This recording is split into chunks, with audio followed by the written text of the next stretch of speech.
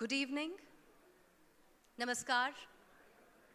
A very warm welcome to all the distinguished guests this evening. With great pleasure and delight, I welcome you all on behalf of the Institute of Company Secretaries of India. Today we have gathered here to recognize, appreciate, and celebrate Indian companies practicing and promoting a culture of good corporate governance. And ICSI that has been relentlessly working with a mission to develop high-caliber professionals facilitating good corporate governance since 2001 has been identifying and recognizing good governed companies through the ICSI National Awards for Excellence in Corporate Governance. And it continues in this pursuit today with the 22nd edition of these awards. Any organization having long-term goals and visions must inevitably have a motto which provides its members with the right path of action. ICSI has adopted its motto from the Taittiriya Upanishad, which reads, Satyam vada dharmam chara, meaning speak the truth and abide by the law. Going a step further, the Institute has developed a motto song so that we always remember the direction we are headed in. I would request all of you to please stand up for the ICSI motto song.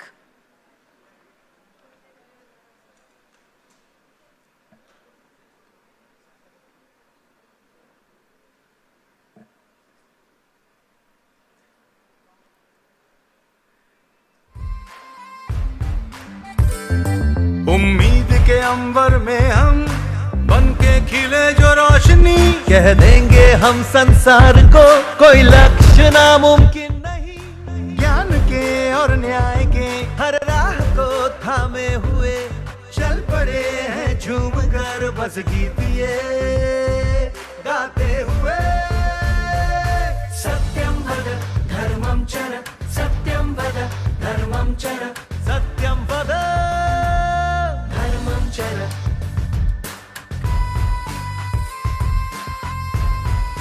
Company सचिव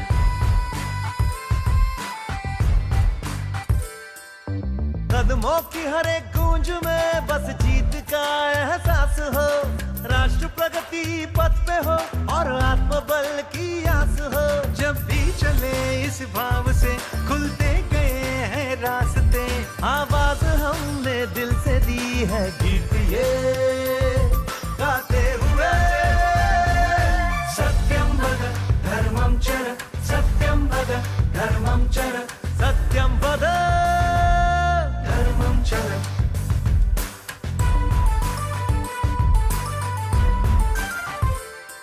हर उन्नति के रंग में हर भारतीय हाथ हो, उद्यम हो या उद्योग हो, हर ओर अपना साथ हो। जाना शिखर तक है हमें सच की कलाई थाम कर, हम जीत के सुर छेड़ेंगे गीत ये गाते हुए। सत्यम वद धर्मम चर, सत्यम वद धर्मम चर, सत्यम वद धर्मम चर। Thank you, ladies and gentlemen. And thank you to all you people who actually sung that anthem and set the spirit of the evening. Now, before we start the awards ceremony, we have a very special panel discussion on corporate sustainability, strategy, innovation, and impact. And we have the privilege of hosting today experts from the field who are not just great achievers, but a source of inspiration. We are grateful for today. They will be sharing their knowledge, views, and perspectives with us as our panelists. So put your hands together for Professor Anil Kumar from Delhi School of Economics, University of Delhi. Professor Kumar is a PhD holder by the University of Delhi for his thesis on corporate governance. Dr. Kumar has contributed a number of research articles in national and international journals. He's a leading consultant for higher education and CSR. Dr. Kumar founded Vittashala, launched by then Union Finance Minister Shri Arun Jaitley to spread financial education across nook and corner of the country. His area of specialization is corporate governance, corporate social responsibility, and higher education. Sir, can we please have you on this dais, please? Welcoming our second panelist now, Mr. Ashok Sethi, Chairman, Tata Consulting Engineers Limited. Mr. Sethi has an extensive experience of 43 plus years across the utility sector value chain. Mr. Sethi, in his last role, was the Chief Operating Officer and Executive Director at the Tata Power Company Limited. He's a well-known expert in thermal and renewable generation, transmission and distribution, fuel procurement, project execution, O&M services, and power trading. Along with serving on the board of Tata Power as Executive Director, Mr. Sethi was also board member on 7 key Tata Power subsidiary and JV companies. Sir. Put your hands together for Mr. Manish Mohan Goval, Advisor, Combination Division, Competition Commission of India. Mr. Goval is an officer of the Indian Revenue Services, Customs and Indirect Taxes, and presently on deputation to Competition Commission of India, CCI. He has earlier headed the advocacy and legal divisions of the Commission. Currently, he heads the Combination Division, which deals with M&A cases filed with CCI, associated legal and regulatory issues, and stakeholders' interactions. So can I have you on the stage, please?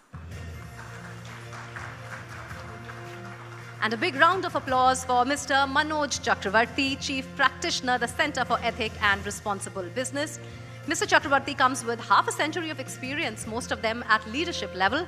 He is currently engaged as the Chief Practitioner at the Center for Ethics and Responsible Business, a boutique advisory, focusing on ethics being embedded in corporate strategy and integrating social responsibility as a core component of business strategy.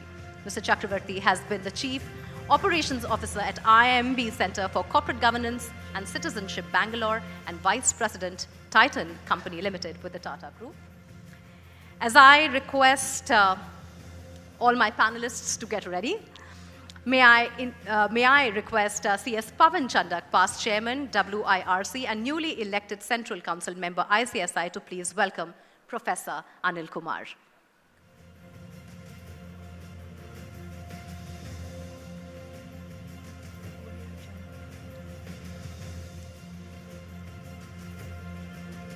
Looks like Mr. Deshpande is doing the honors. Please, sir.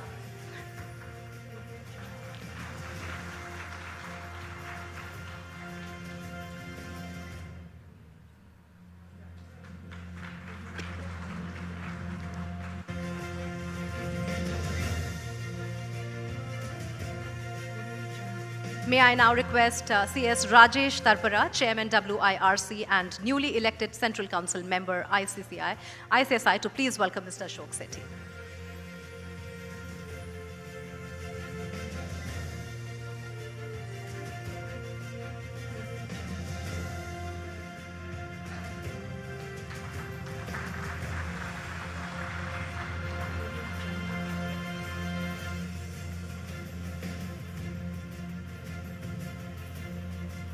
Requesting CS Manoj Purbe, newly elected Central Council member ICSI, to please welcome Mr. Manish Mohan Goval.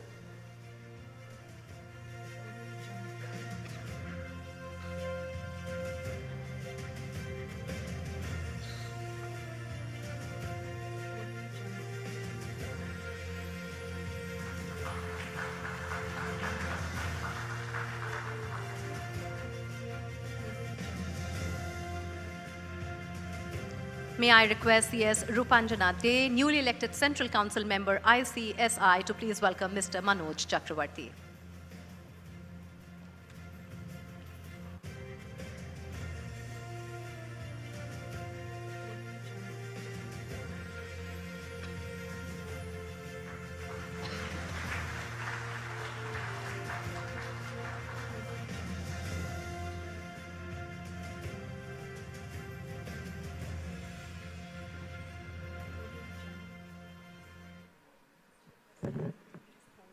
Closer to your, request to hold the mics closer to your face while talking. Just hold It's the on. mic.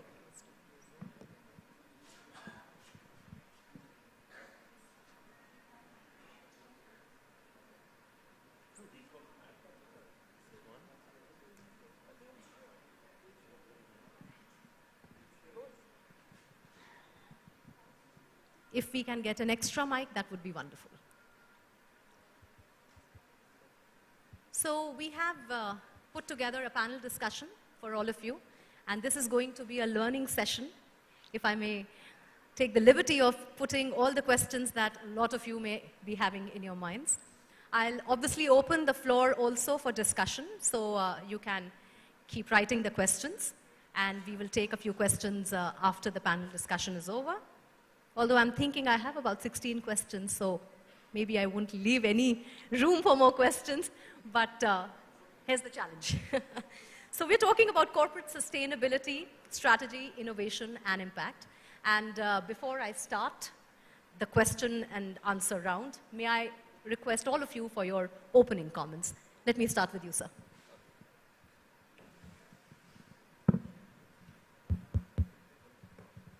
Good afternoon, everyone, my co-panelists and dignitaries of the dais.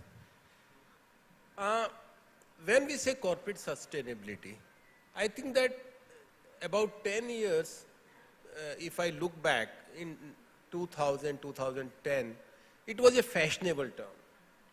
But now corporate sustainability, for that matter, has become a buzzword. You know, everyone talks about sustainability, and its simple, very simple connotation is that something which can survive for the long run. Organizations have to run for a longer run. It's not just the question of quarterly profit, that what profit is there in a particular quarter, whether it has improved or decreased. This is not of much relevance now. What is important is the long-term health, long-term success of the organization. So I think that corporate sustainability has become very much relevant, especially after COVID. Thank you. Thank you. Hello. Yeah. So good evening to everyone and my co-panelists as well. I think, you know, the businesses contribute a lot to the GDP that we are all very well aware of. They contribute. So if anything has to happen in the businesses. Because without happening in businesses, it cannot actually go forward.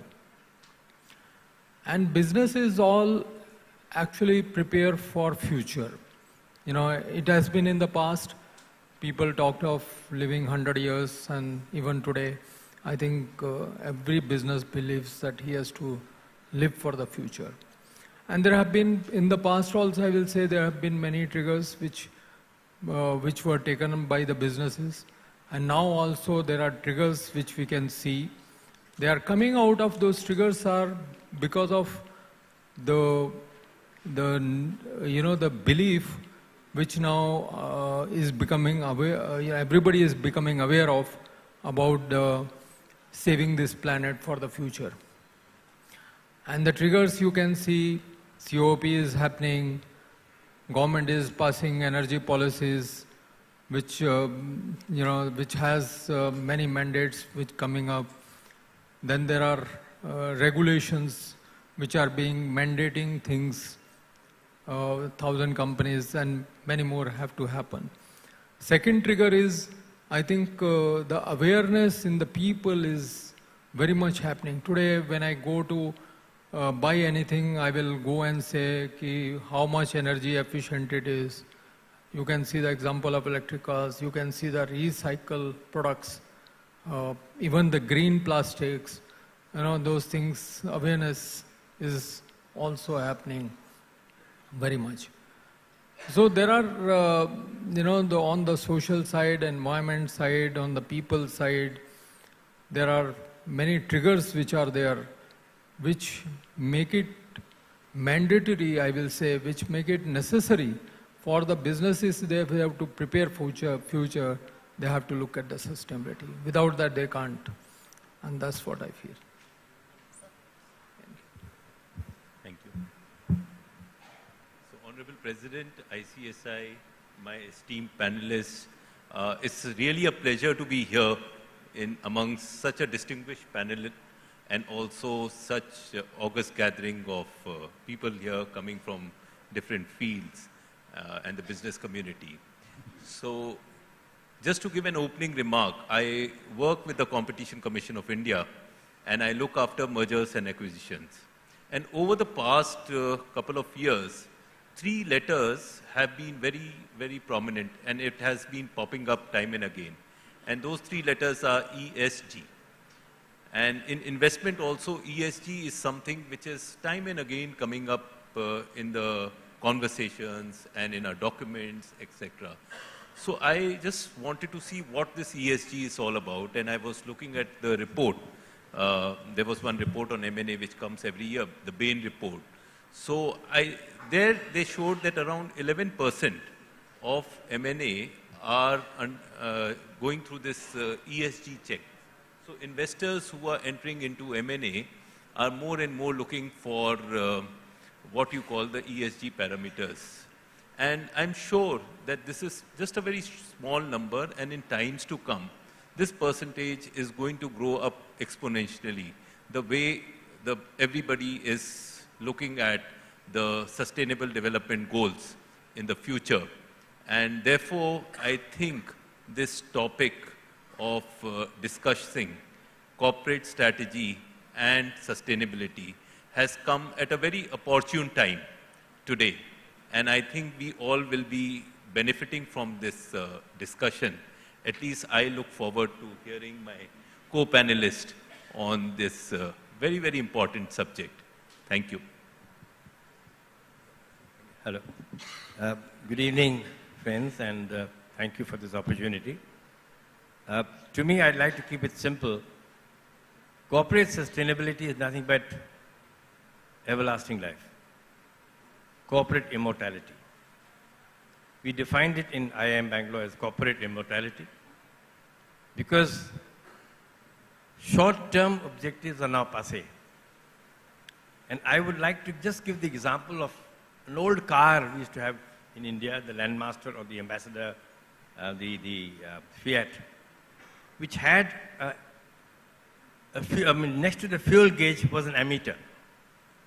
So when the battery is charged, when the car is in motion, it shows positivity. It shows the ammeter is, you're giving back power and energy to the battery, so it lasts and lasts and lasts and lasts. If you don't give it that power back, the battery fails. The modern cars don't have it. They have a red light, which is too late. By the time you see the red light, your car is seized. So it is nothing but everlasting life for the corporation. And it has become critical. And I think it is equally important for corporates, the government, and all stakeholders to understand the criticality of our problem. We have seen devastating floods in South India. Is it a consequence of climate change? I pose this question to you only to bring out the fact that it is so critical for our survival. So it is no longer a pedantic subject to discuss in boardrooms, but down to the shop floor, down to everything that we do. It has to become a part of our lives. Thank you. Thank you. Thank you, gentlemen. If now I may start with the question-answer session with all of you. I've got a great opportunity to speak to you about this. Professor Kumar, if I may start with you, we were just a little while back talking about the word sustainability and how often used words get abused as well. And people lose the meaning and their sense of it. They do not quite get it at times. In these changing scenario, when the words are being so interchangeably used, what is the real role of corporate sustainability in business decisions?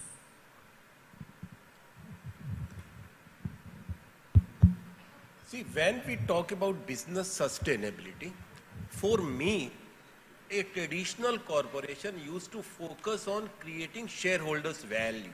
But now it is creation of shared value. Shared value means creation of value for all the stakeholders of the company. Unless and until all the stakeholders, be it the customer, employees, be it the suppliers, all these, their influences, their point of view are taken into board, a company cannot run successfully. It was, as I said earlier, during COVID period, there was supply bottlenecks. Suppliers suddenly become very important.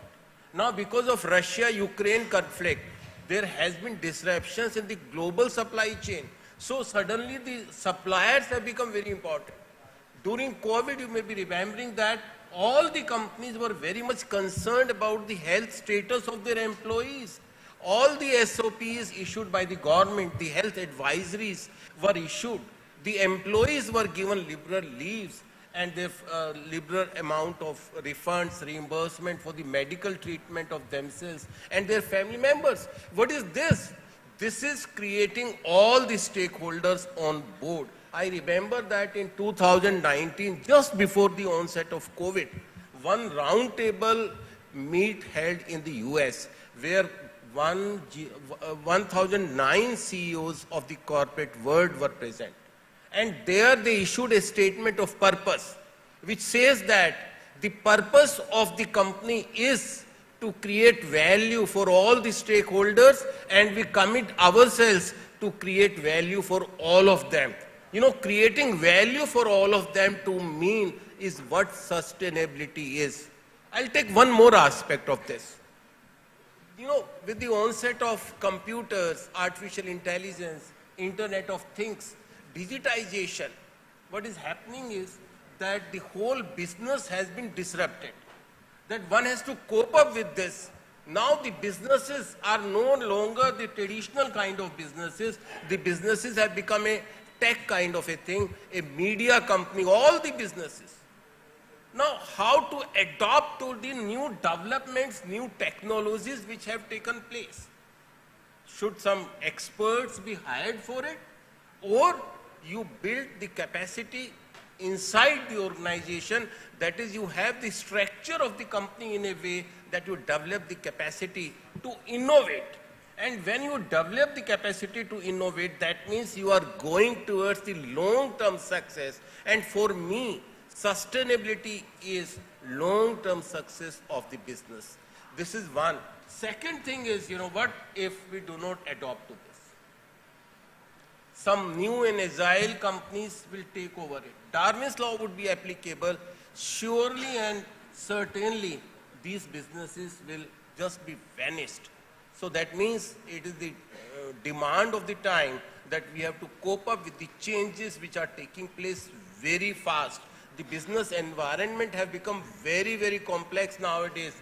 The things which we have been doing last year or even last month, these things are undergoing a change, and that change is a rapid kind of a change. So we have to cope up with the change. We have to structure our companies in a manner that we are able to cope up with that. The board of directors role also becomes very, very important. The role of board of director nowadays should not only be just of the monitoring. Should be more about the risk management, more about the compliances, more about the extent to which digitization has taken place. Digitization is the, the question, the need of the hour today. I sit on the board of LIC also. There we do not spend much time on the routine matters. We spend much of the time on the long-term strategies. To what extent we are insulated, to what extent our IT system has inbuilt control, and what are the weaknesses in the control system. These issues, I think, have become very, very important to run a business successfully for a long run. Thank you. Bugda, can I just add on? We have a living example. You know, when I was looking for a job, the mecca of job hunting was Calcutta. Kolkata now, but Calcutta in those days. All the graduates in my time went to Calcutta looking for a job. All the big companies were there. They don't exist anymore. All the blue chip companies that we sought after, Metalbox, Jessup's, Braithwaite, Jardine Henderson, either they've shifted their base from there to other places, or they cease to exist. That gives you a living example of what not looking at sustainability can do. It can destroy your organization. It is as critical as that.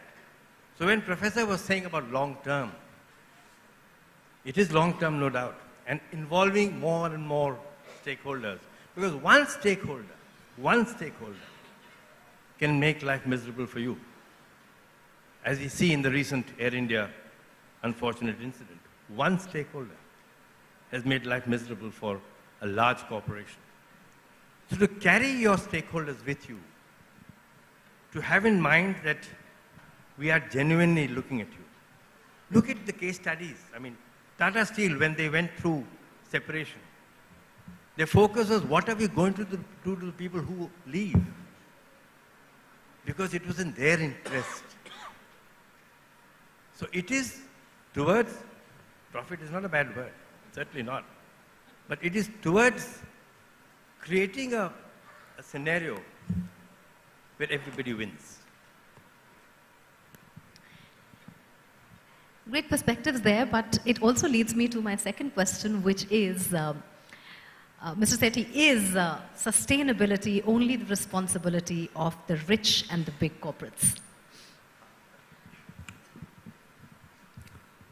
Well, I think this is one question which is being asked very often.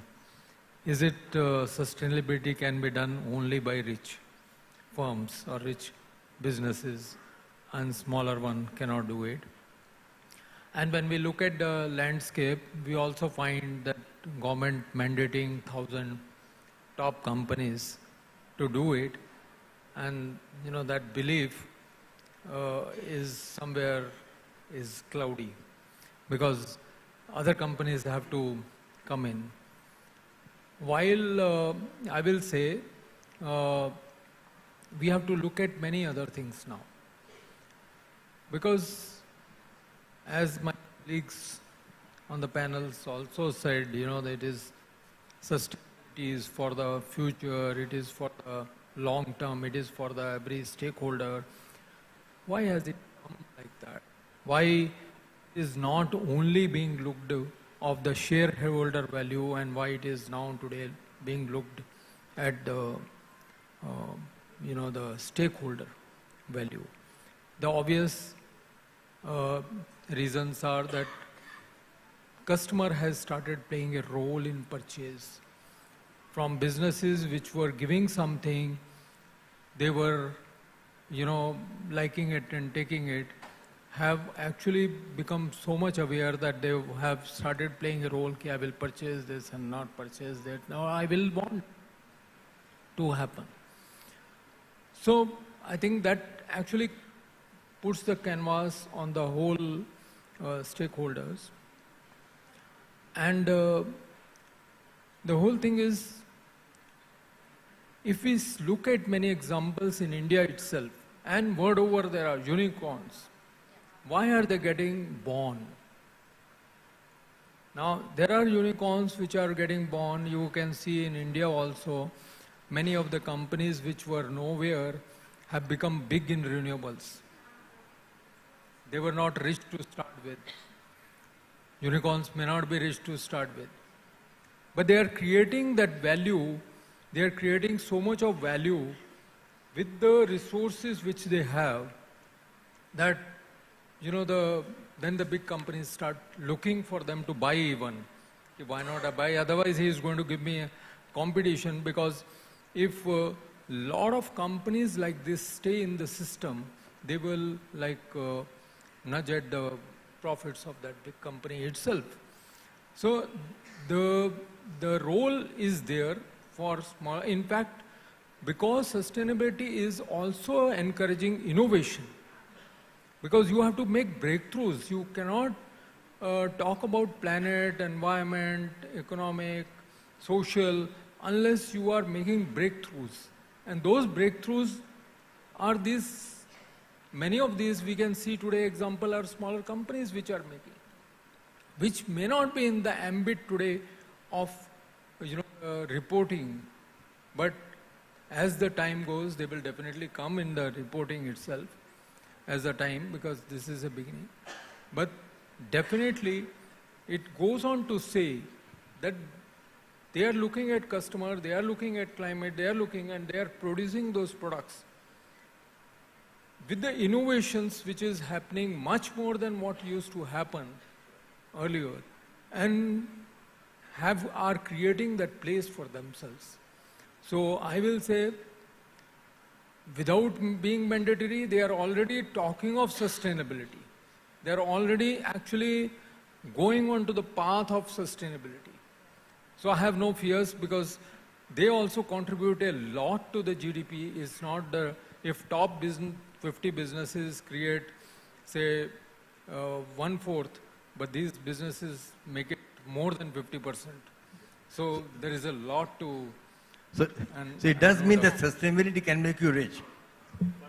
Sustainability can make you rich. Because if you look at all the winners of today, they're all great companies and they've all been practicing sustainability. Are the ones But there. I would- And I- second thing, I'll just complete 1 more minute. You know, one of the things which is that resources, identification of resources.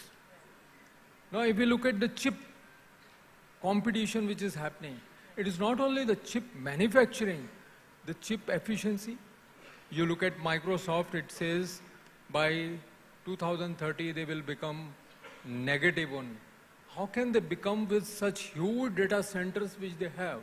They can only become through the help of these universities, through these people who will innovate the materials which may happen, the efficiency of the things which may happen. And they are tying up with these people, if we can see. So in a way, these are already lining up along with the others, I will say. So I have no fears. Thank you. I will not agree with you because sustainability, I think, is more for a smaller company. How? A smaller company wants to become a tech company. It cannot afford to engage the high-tech personnel. What it can do is that it can take a few of high-tech personnel on its board of directors. A small amount of fees would be paid and that company very soon will become a tech company. Another thing is, take the example of startups. Is this focus of the startups is on the profit right away? Never. Otherwise, had the emphasis been on profit, then none of the startups would have become the unicorn. The idea behind unicorn is creating a large base of the customer. That means they are looking at a larger picture. And that larger picture is the long-term picture that we have this base, and with this base, we'll be able to continue for the next 10 years, 15 years, 20 years. So I think that they are the small companies, even the startups, are more for sustainability rather than the mature companies. Mr. Goel, let me put you in a spot. Is there a conflict in goals of competition law and sustainability? And if so, how do we resolve it? Thank you. That's a very profound question. And I would go to my professor, Mr. Anil Kumar.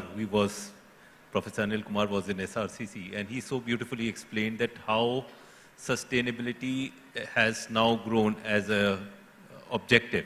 So previously, it was only profit, and the companies and the management was internally responsible to generate profits for its stakeholders. And over time, this has the definition of stakeholders has expanded, and now it's not only profit but other factors also that the management and the stakeholders are looking at for the management to provide, and that is to provide sustainable management.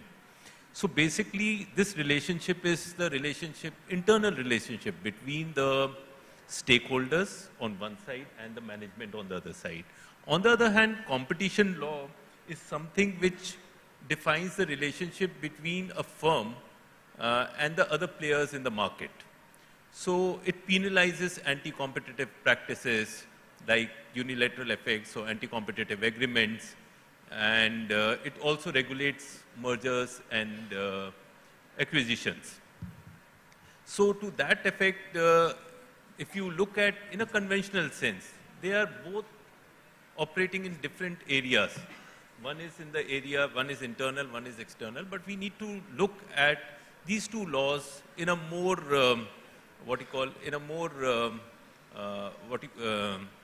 we have to look at these two laws together. So now coming to if there is a conflict, so we have to first see that businesses that operate in anti-competitive environment suffer. And because competition brings about efficiency, it brings about competition in the market, it brings about innovation, better quality of product, more choice to the consumers, etc., etc. So is there a conflict? So if you are working in an anti-competitive environment, you might have, those costs might be added to the product. And that product will be expensive in the world market. Or you might be denied access, because nowadays all these small businesses have to go up to the platforms to bring their products to the consumers, like the news agencies. If you're a news reader, if you want to produce news, you have to bypass, go to a digital platform and give news to the consumer, ultimate consumer.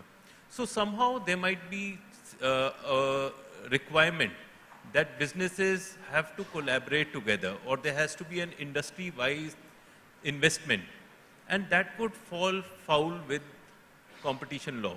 However, that's not the case.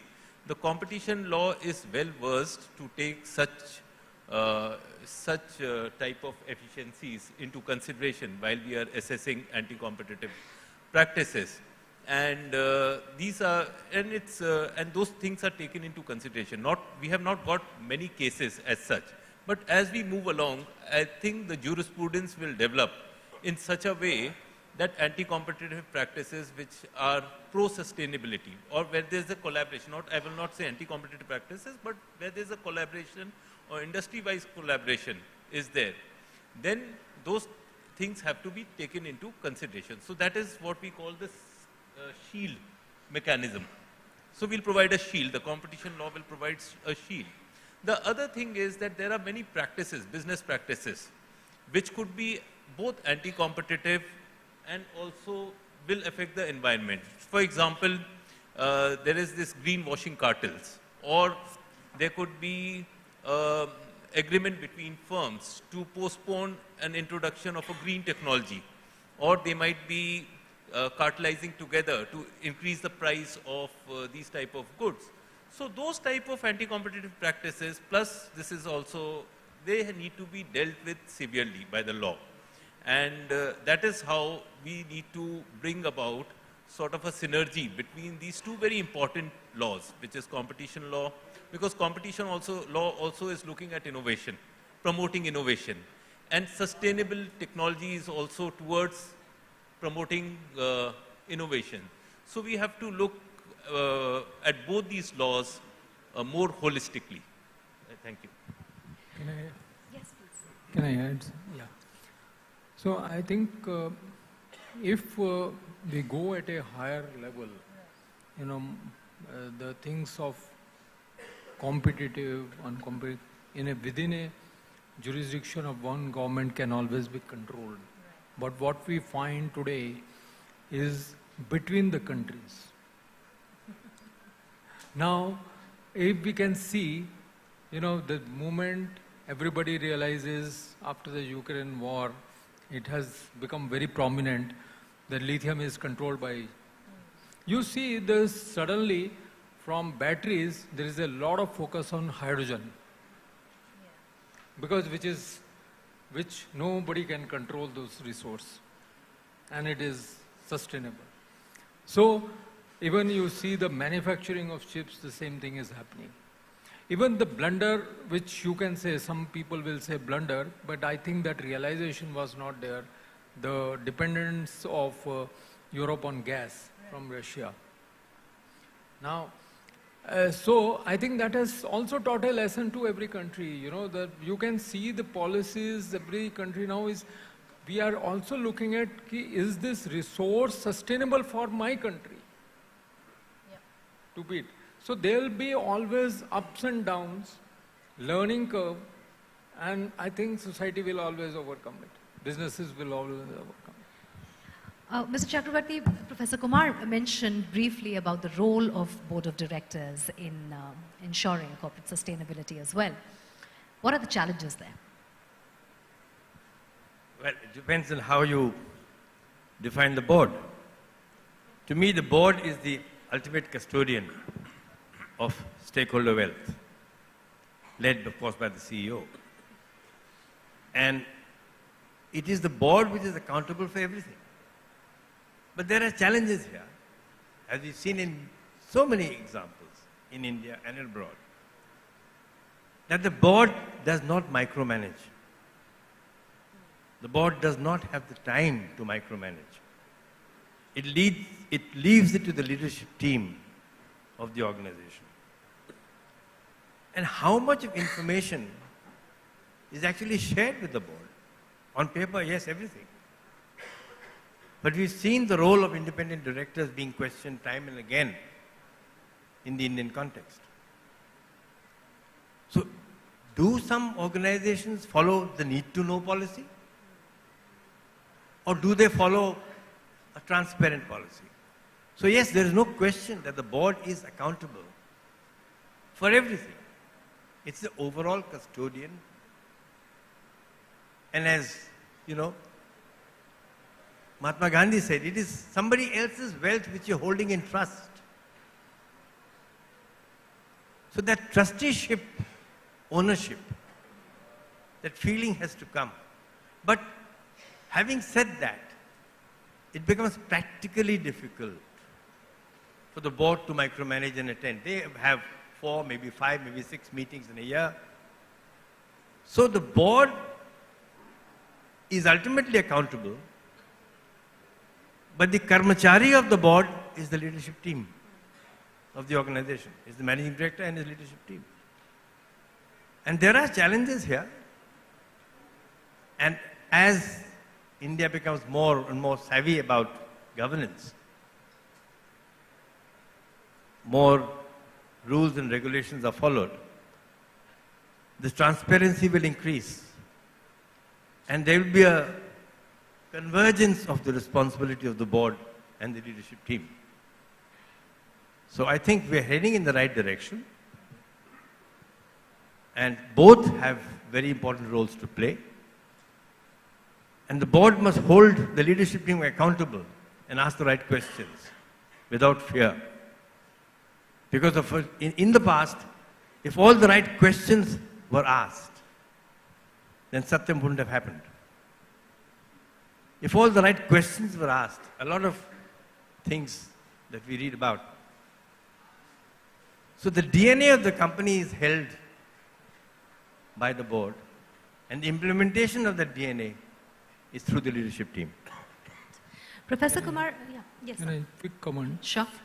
See, the board has responsibility for 3 things which, apart from many other things, one is long-term strategy, investments, and compliance. Right. I think these 3, if we think of it in deep, they actually cover the everything. Yes. Professor Kumar, you spoke about stakeholders and how we need to enhance that stakeholder engagement for achieving corporate sustainability. How can it be achieved? Okay. No, stakeholders have to be engaged in important decision-making processes. And how it is to be engaged, I think this should be left to the companies to decide upon. Stakeholders may be there at the level of the board, or they may be there at the committee. You know, there has been a very old concept of management. I'm sure everyone must have read it, all those who are from the management stream or the commerce stream, that is management by objectives. Let the objectives be defined, let the targets be set by the team as a whole. Let the target should not come from the top. When there is involvement of every stakeholder in that, I think that is a fruitful engagement of the stakeholders. I'll give you a few examples about it. In Germany, everyone must be aware that there are 2 tiers of board of directors. One is the supervisory board and the other is the executive board. supervisory board consists of 50% employees of the German companies who are elected by the workers. They have a council called Works Council. And all the supervisory function is discharged by the supervisory board, where 50% are the employees, rest are the banks and other such stakeholders. So this is the effective way of engaging with the stakeholders. Take the case of Japan, for example. In Japan, you know that Japan is a relationship-based kind of a model. That everyone who has a relationship with the Japanese company, it is called Keiretsu. Like Toyota is a Keiretsu. All the suppliers, the distributors, component suppliers, they are part of the Keiretsu. The banks are part of the Keiretsu. Insurance company is a part of the Keiretsu. And even the government is also one of the stakeholders, that the senior executives sit on the government committees, and the bureaucrats are invited to sit on the board of the companies or on the important decision matters of the company. This is how the stakeholders can be engaged effectively. You know, this has been, people say that this has been one of the reasons that German companies have been successfully so far as when we talk about the engineering. Japanese companies have been successful when we talk about automobile. So these kind of things, I think that the time has come. When we talk of sustainability, we cannot speak about sustainability unless we have effective engagement with the stakeholders, unless the stakeholders are taken on board. It cannot happen in isolation. A company cannot exist in isolation in today's world. It has to live in an ecosystem, and that ecosystem is fast changing, is emerging. New kind of things are coming up every day.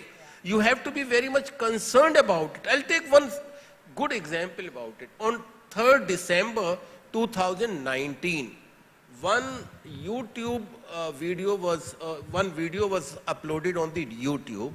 It was MG Hector car, you know MG Hector company. It was being pulled by a donkey. Pulled by a donkey because it was some problem initially.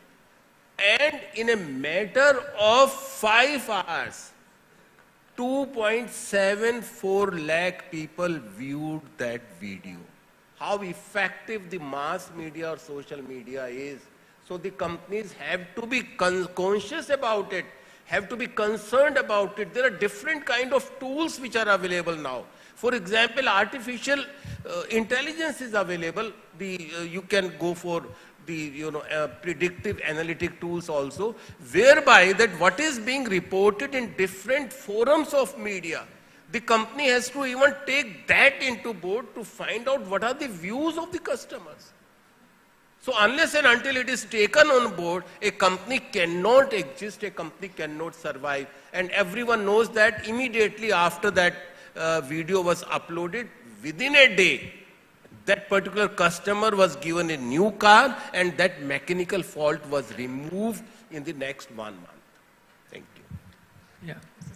So from my colleague, Mr. Anil Kumar, actually described a very good example. And thank you. And I will just like to say, add a little, that there are two things which are going to force engagement by itself. Because if I am talking of creating a sustainable business, my marketing and consumption practices need to change. And if my marketing and business in consumption practices change, that means I am doing to the masses, I am doing with the suppliers, my consumption and internally. That means I am going to touch every stakeholder, and that will increase the engagement. Mr. Govil, what is the significance and benefit of sustainability indices in corporate sustainability? Just taking the... Yeah, thank you so much. There is a very popular saying which says that what gets measured gets done. So when we look at sustainability indexes, or we want to measure sustainability, there are basically 3 problems with it. First thing is sustainability goals are long-term.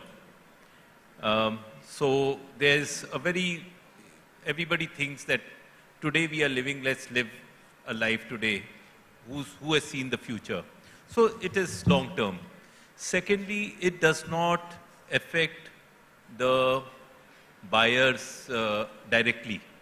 It affects the society at large. So suppose if you are getting, basically buying a car which is fuel efficient, but also environmentally it's a expensive car, but run on battery, but it costs you 18 lakhs, whereas you can buy a petrol car for 10 lakhs. So you will go in for a 10 lakh car, but you would not look at a car which is for 18 lakhs, because just because it affects the environment and the society at large. The third point is that it is very difficult to put economic, an economic input or an economic measurement or a value to these non-economic factors.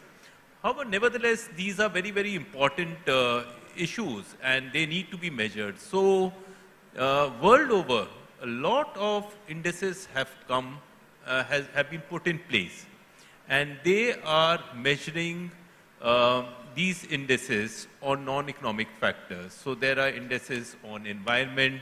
So they look at companies, like which company is polluting and which company is putting their waste in the river, and those which have recycled plants.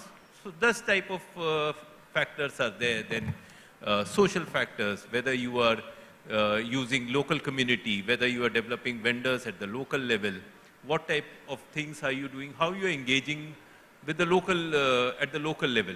So those are social parameters which are looked at. And finally, the governance parameter. And one of the governance parameter is competition. So whether you are working, you are having a competition compliance framework or not. So these type of indices have been put in place, and many of you who have won these awards will be telling more about how these indices have helped your organizations. And I am sure that these would have really helped you in trying to look at your goals, look at feedback, give you a feedback mechanism where you are going wrong, to really look at which type of stakeholders you need to engage with, and what type of problems are coming, whether the problem is with the suppliers. So do you need to help your suppliers? So for example, you are being supplied, let's say you are a suitcase manufacturing company, and there are hundreds of vendors through which you procure the suitcases. So what type of technology you are using? So are you going and engaging with them and trying to upgrade their skill sets, etc. So those are the type of things you will be able to pinpoint if you are engaging yourself on these non-economic factors or on these ESG parameters. And I think it would depend on the type of industry in which you are working, what works well for you. So that would come as a regulator, we may not be able to tell you, but as an industry, you would know what works best for me. Also, I just want to share with all of you that the entire format of reporting is likely to change. Because let's face it, imagine you're the CEO of a company. You have to find the time to read the environmental report, the financial report, the business responsibility report, and any other report which give you an overall picture. So there is a very strong school of thought which is emerging, that we must have time to make money too. We can't be just writing reports. So there is a movement towards what is called integrated reporting. Integrated reporting aims at capturing the social cost of doing business. It aims at capturing the externalities of doing your business. The format is ready. Some companies in India are adopting it already. But we have a long way to go. And Judge Mervyn King, who's accepted as one of the founders of modern corporate governance, his dream is to make a report in 2 pages. What we did right, what we did wrong. Because it has to be intelligible to the common man. In Tata Steel, there is a legend that goes on that from the shop floor guy to the managing director, they had the clear vision least cost producer of steel. So the reports, indices, measurements are of course very important. But they must be understood by every stakeholder. Because as Professor said, stakeholders are a part of a business. So hopefully once this format of integrated reporting becomes more robust, the indices will become simpler, clearer, concise, integrated. You won't have a report in isolation. Because reports can be made very beautifully, as all of us know. Any PR agency can make a fantastic CSR report. But for heaven's sake, let's not do the right thing to offset the wrong. Because that is what is happening sometimes in India. Not in India, I'm sorry, across the world. Beautiful reports. But they camouflage the entire picture. So to avoid this and bring out more transparency, there is a very strong feeling of giving the shareholder the truth, which is towards integrated reporting. You'll hear more about this as it progresses. You basically answered my next question, which was on why is sustainability reporting essential in corporate business environment. Yeah. Of course it is a report. Any reporting is essential because that's how you communicate to your stakeholders. Right. And, the CSR Act came, so immediately a team got in place, CSR report is being made. But my personal experience, and I'm nobody to give advice, my suggestion is, for heaven's sake, do not consign this report to a department. Of course, the department will help you get the facts. But the custodian of sustainability is the chief executive. He is the sign-off man. So it is very important to make a report. But the managing director, the CEO, the buck stops with him. It is like the chief ethics officer of a company. Who is the chief ethics officer of any company? The buck stops with the CEO. He gets the flak if anything goes wrong. Mr. Chakrabarti, actually I wanted to talk to you about the challenges now, and as we are going to wrap the panel, what are really the challenges that come in the process of corporate sustainability? And one of the things that often gets spoken about is leadership and why leadership is so important. And you run a very interesting boutique agency that actually trains leaders. What, according to you, are the challenges that leaders face or they miss in the journey towards corporate sustainability and how to resolve it? I don't like to give this example, but it's very much like politicians. It's acceptability. A leader has to be acceptable to all stakeholders. He is the prime motivating force. And I've been very fortunate that I've worked in companies which have had shining leaders. You know it, the Tata Group, for that matter. Why do we look up to JRD? Why do we look up to R&T? It's not only because they became legends because of their leadership. So they set an example, they set the tone. They tell you that compliance is necessary, but may not be sufficient. They tell you that compliance is important, but you must know to do the right thing. So that is where the leadership comes and leads by example. That no, this is not right. This is not the right way of doing it. And his word counts. So this is how he sets the example. You take a country, you take India, you take any of the countries where good leaders have made such an impact. He runs the ship. He guides the ship. The board helps him steer it. The board doesn't steer the ship. Board only gives you inputs to steer the ship. But the captain of the ship is like the commander of an aircraft. We are all in his hands, ultimately. So leader faces this challenge of carrying the people along with him. Is there enough buy-in for my strategy? And is the process of buying in democratic? Or am I an autocratic guy who says, ye hoga? And it happens in some companies. There are a lot of examples. Nobody questioned Warren Anderson when he said, sell 7 at any cost. 7 was the fertilizer which Union Carbide made. Nobody questioned him. That's how we can't afford to sell it at this cost. Cut the cost. And you know what happened when he cut the cost. That is an example of a leader. You said that to what extent are they responsible? You know, and the question was asked at that time, is the chairman of Union Carbide responsible for what happened? He happened to be an Indian. But he said, look, I didn't even know. So I'm just saying that there is a disconnect between operating head and the chairman of the board. Yeah, I would say that I do agree with Mr. Chakravarti that a company is run by whom? Certainly not by the shareholders. On paper, you can say that the company is run by the board of directors of the company.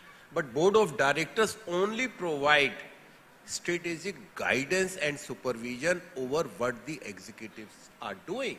A company is run by the CEO of the company. And what CEO is, what is his vision, it makes all the difference. If you take down the history, I'm going negative now. If you take the corporate history, in almost 90% of the total big corporate scams, who has been responsible? Only the CEO of the company. That means CEO of the company can decide, can change the fate of the company. So it acts negatively also, but it may act positively also. In which direction the company has to go. This is the vision which is to be provided by the CEO. Whether the decisions made by the board of directors are implemented in that particular spirit or not. I think that makes all the difference. Sustainability, now it has become a fashion, business sustainability report. Everyone, most of the companies are preparing BRR, BSR, business sustainability report. And with lot of hard work where all the departments virtually are involved in making the report. But who actually reads the report?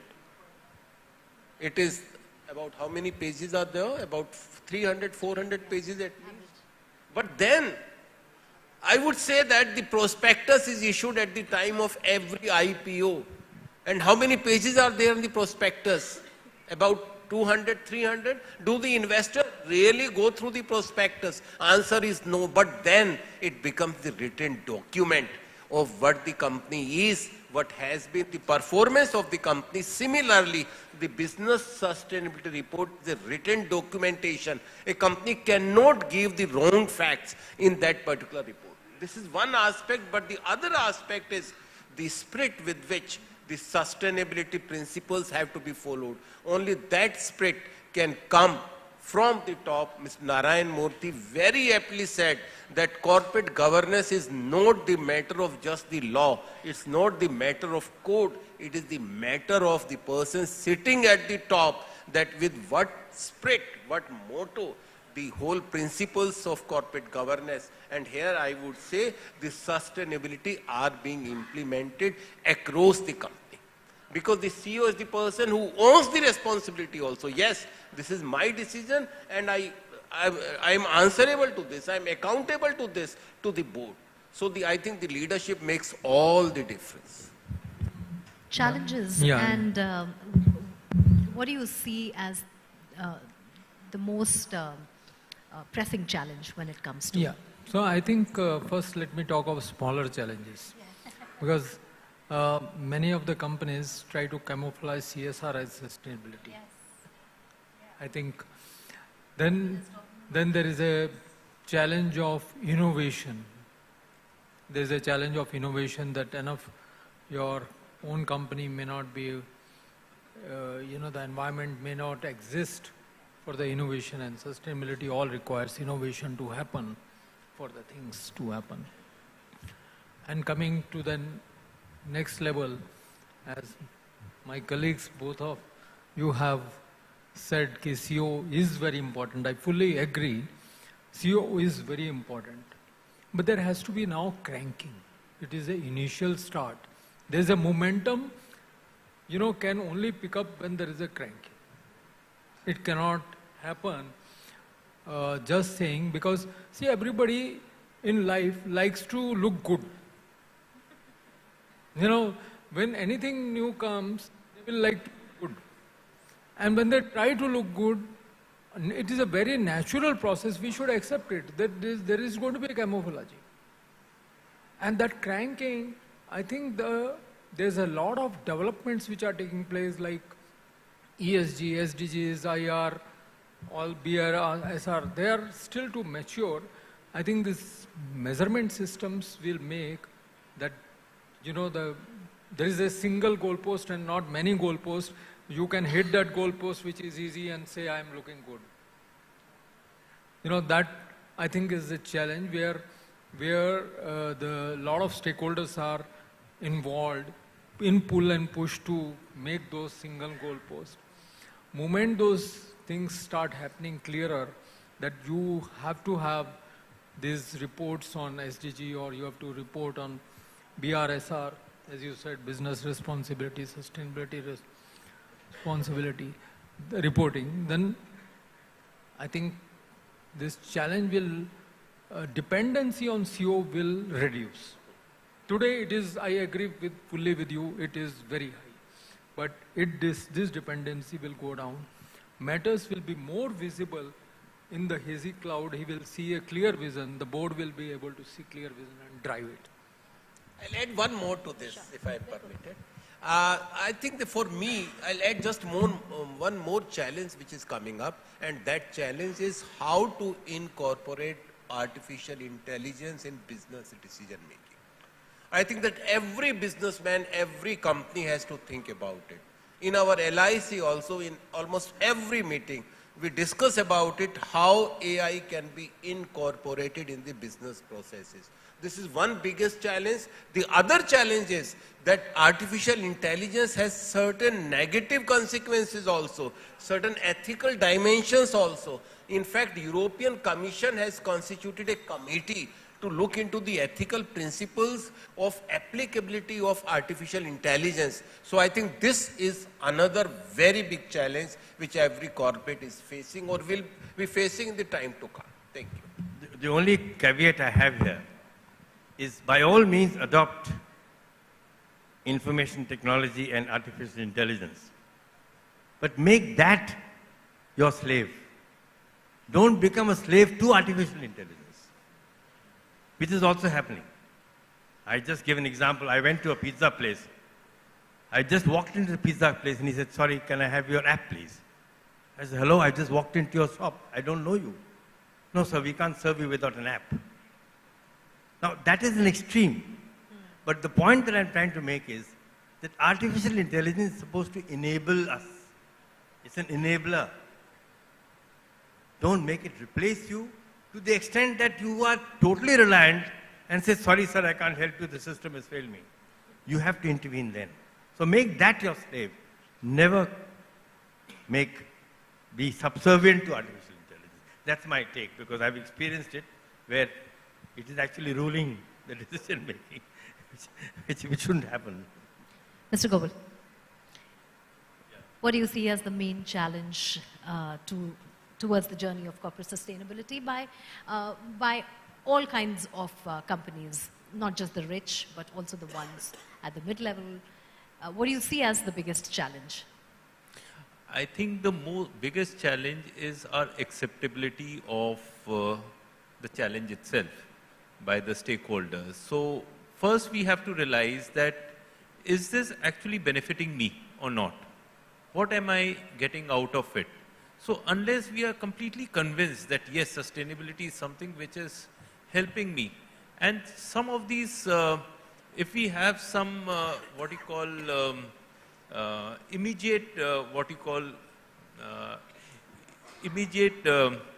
success stories, and if we can disseminate those success stories, that will help other stakeholders to sort of replicate those best practices. For example, from my own experience as a regulator, I've seen that now many of these countries are looking, many of these companies, especially these private equities and institutional investors like the Canadian pension funds and all the other funds, are increasingly investing in companies in India. And And over a period of time, we are seeing that last 2-3 years that there is an increase, what you call investment in India, and they are looking at parameters because their stakeholders are telling them that invest in green energy or green companies. So they are looking at companies which are performing well on ESG indicators. So it will be beneficial for companies and especially also industry level. For example, let's take a sector like tourism. So if a foreign investment company wants to invest in a particular tourism industry, so if we have like an index which sort of tells us whether the destination is sustainable or not. And there are a lot of such type of indices which are already there. The European Tourism Index, and there are other tourism index also, which looks at sustainability of businesses, sustainability of destinations, how good it is. So then, if those things are popular, then it will attract investment, because investment is ready, but it is like, they are like the brides who are looking for grooms. So obviously, if a bride wants a groom, they want, and they have to stay with that groom for a lifelong time. So they are like investment companies coming and investing in India.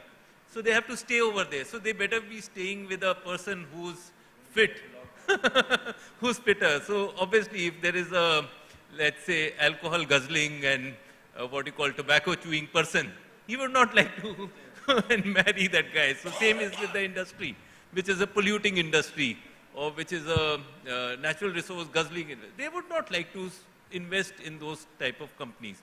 So this is when the industry feels that it is good for me to be what you call to be compliant with these goals, sustainable goals, then I think it will really work. And that's the challenge we as professionals should try to promote. Mr. Gopal, do you also think that sustainability compliance requirements must be aligned with the international environmental laws? Yeah, of course. We have the Sustainable Development Goals. There are 17 of them, and the government, the Niti Aayog, has also come up with some of these indices on around 13 goals. There are some indices which they have come out with.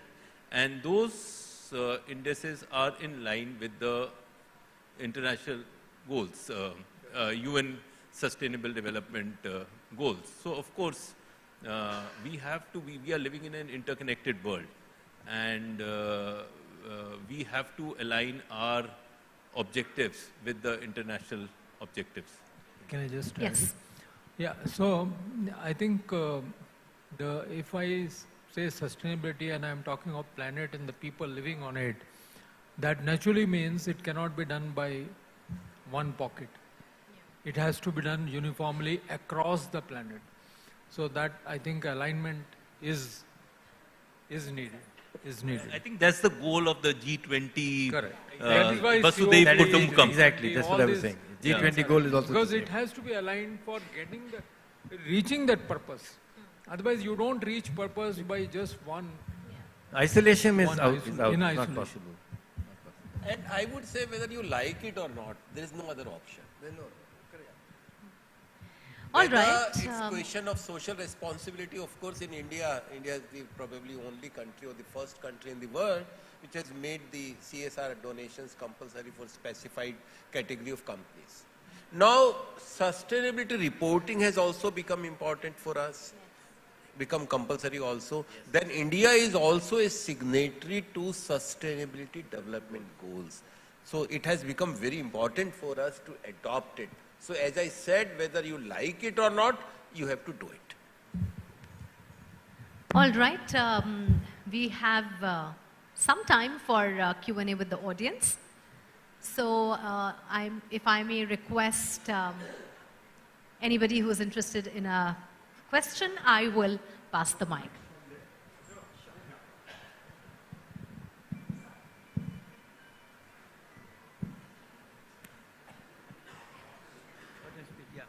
Good evening to everyone, and I'm very happy to listen to all the panelists.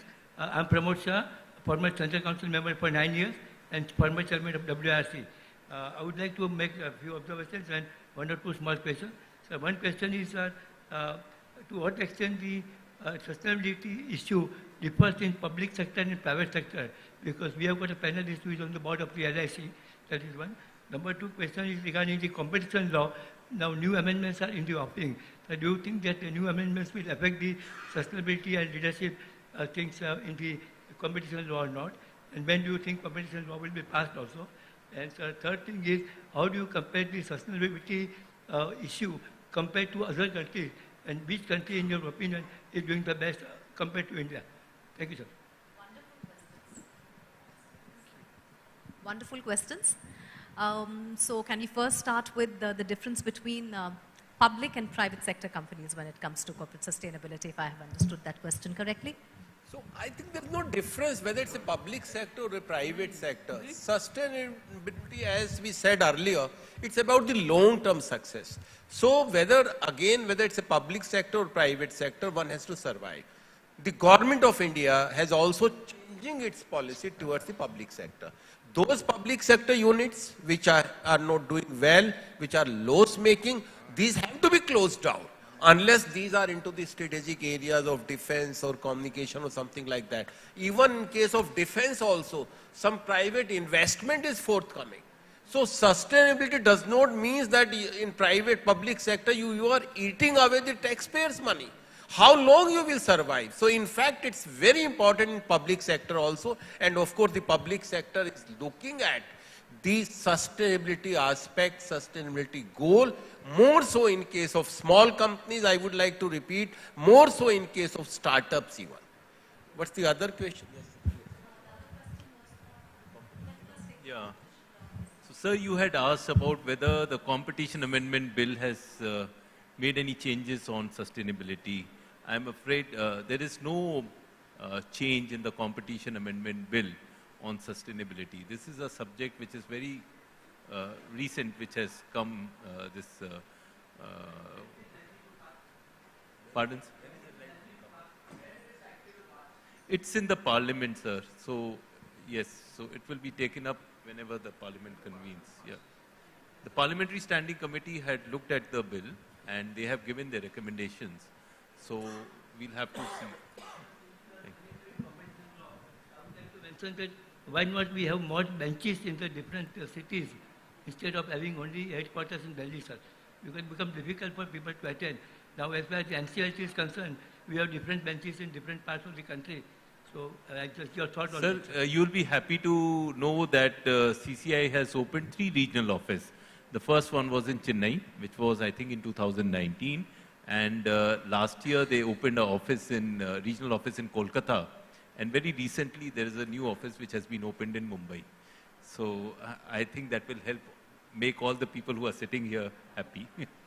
I just want to add this mindset that we have between public and private sector is undergoing a change. The mantra is perform or perish, whether it is private or public. Okay? There was a time in the old days when I was reading economics, when he said the public sector has got social goals and it has to look at employment and generation of this, and profit is not the objective. But now that it's narrowed down. It's you don't perform either way, you are nowhere.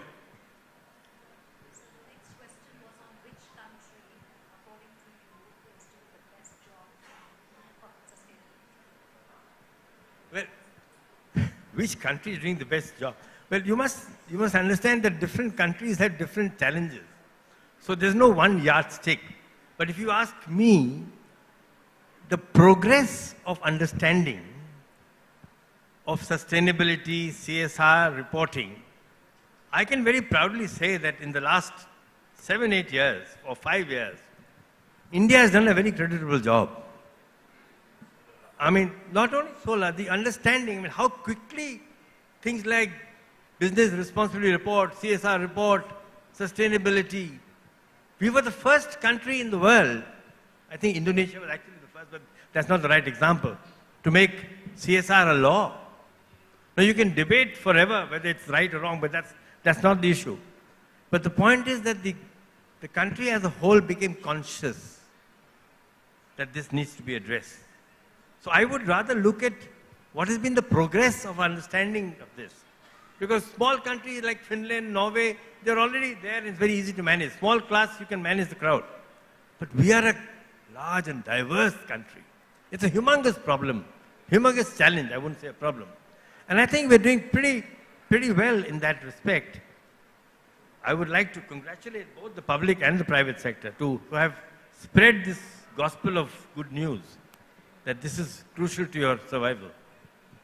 Mr. Sethi, you wanted to add something to Yeah. that? So I think We have one. achieving sustainability is, as I said, of planet need, and is similar to running a marathon. Every country is running a marathon. It's a long way to go. And everybody, and during the marathon, I think somebody is in front, back, I think is not important at all. Because everybody has the will to, they have to cross that. I think the line, every marathon runner actually believes that he has to cross, it doesn't matter when he crosses. I think we should also look at that rather than doing this comparative. One last question from the gentleman there. My name is Saurabh Kumar Akhwari. I am designated partner commercial technical consulting LLP. I am BTech in petroleum engineering, MBA and an ACS, rare combination, engineer, MBA and ACS. Now, my question is that most of the companies are established from profit motive. It's a fact. Now, earlier days, it used to happen that if you do some work for environment, poverty alleviation, child education, nutrition, all those things were considered to be charitable things. Coming to profit motive thing, government has made legislation, if you spend 2% of your profit in sustainability thing, you will get tax benefits. So the motive has changed again to the profit motive. Second thing, when you come to, so when you work with profit motive, it's a great challenge to make a company, good company to great company. The thing is that it still remains a profit motive. It doesn't come from your own thing. So the companies which are loss making cannot contribute to sustainability part. So will they be able to adopt these kind of things as CSR on their own, or will they remain and die as a company which wants to make bread and butter by tax planning, by something, by sales growth, by forcibly doing something to grow the business? So that's a challenge, it still remains, and without awareness and self-discipline, I think it still will remain a dream for companies to make from good to great. That's my question, your opinion on this. Actually, the intention should be to reduce this conflict. Just like you have given examples of organizations which are loss-making and they can't afford CSR. Look at the companies which have been on their own, forget the CSR law for the moment, who've been contributing to the social sector for decades. Wipro, Tata, Hindustan Lever. Are they making any losses? Yes, it remains a challenge. But the motto of Sabke Saath Sabka Vikas is a good motto. You cannot live without your constituency. And your constituency are your stakeholders. I would like to add to this. We are running out of time, but just one more. See, CSR is not only how you are managing or what are you doing with your profits. It also includes how are you making the profit. That is also important. In fact, in India, after Section 335, it is thought that 2% is what CSR is. No. CSR is how the profits are made and how the profits are used. Thank you. Okay. I think one of the things is, one is the immediate profit versus the long-term profit. I think the realization has come, we have to look at the long-term profit. Looking at why that company actually is loss-making. Did they not take the right steps at the right time? Now, more companies can enter into that if the right steps of sustainability are not taken at the right time. That can always happen. In fact, they have to introspect themselves. Okay, why did this reach this stage? But they have an opportunity again. Now the revival is through the innovation and something doing differently. So they should not feel disheartened, but they have an opportunity as well. Well, thank you, gentlemen. Thank you for all those wonderful insights and for your time. And thank you for being a wonderful audience. And if I may just ask you all to please be seated, and we do a quick round of mementos. Please be seated. No. Well, may I request CS Rishikesh Wag, Treasurer WIRC, and CS Amrita Nautiyal, Secretary WIRC, to please present the memento to Professor Anil Kumar.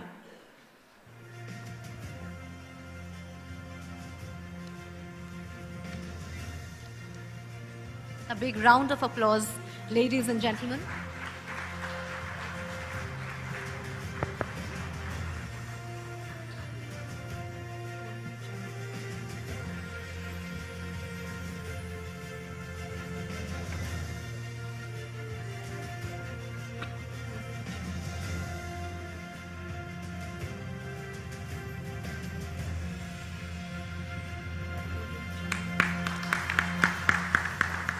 May I request CS Yogesh Chaudhary, Regional Council Member WIRC, and CS Nehal Shah, Vice Chairman WIRC, to present memento to Mr. Sethi.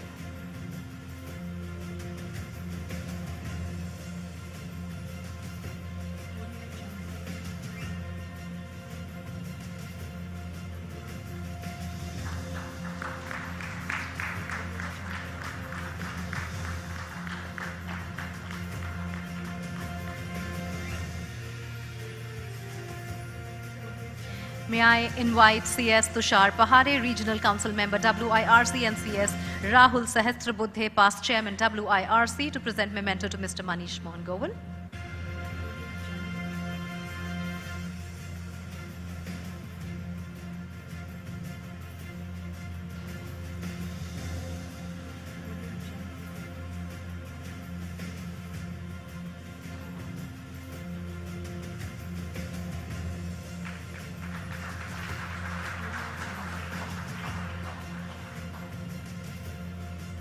And if I may invite CS Pavan Chanda.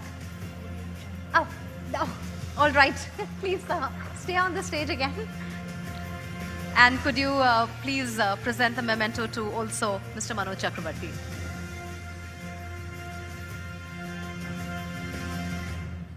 So the missing gentleman is Mr. Pahari.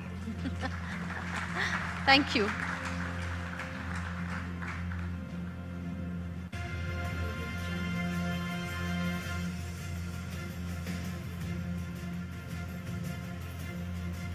Thank you, gentlemen. Can we have a photo op, please? Could you please come on the dais together, and we can take a photo.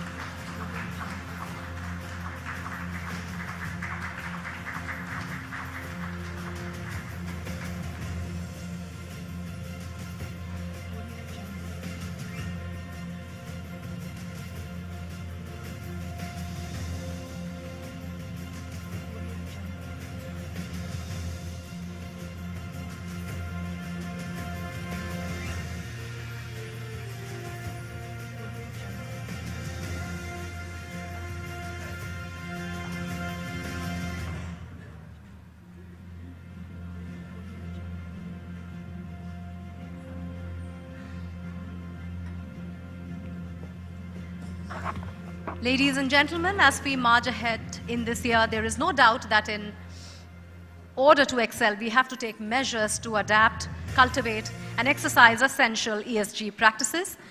The 22nd edition of ICSI National Awards for Excellence shall be recognizing the companies that are driving the best governance practices.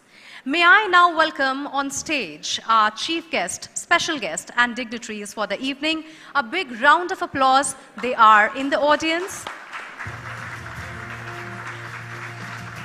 May I request CS Devendra V. Deshpande, President ICSI, CS Manish Gupta, Vice President ICSI, and CS Ranjit Pandey, Chairman Corporate Law and Governance Committee and past President ICSI, and CS Ashish Mohan, Secretary ICSI, to kindly escort our chief guests and special guests onto the dais.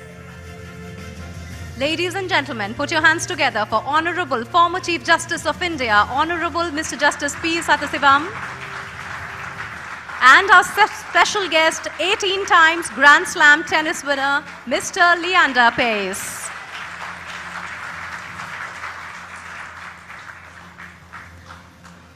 May I request CS Devendra V. Deshpande, President ICSI, to please welcome our chief guest.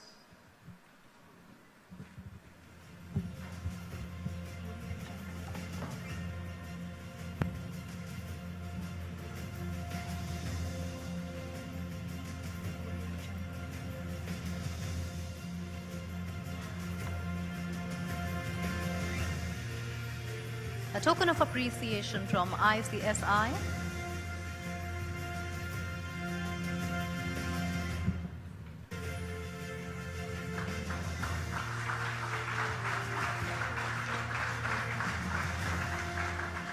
May I request CS Manish Gupta, Vice President ICSI, to please welcome our special guest, Leander Paes.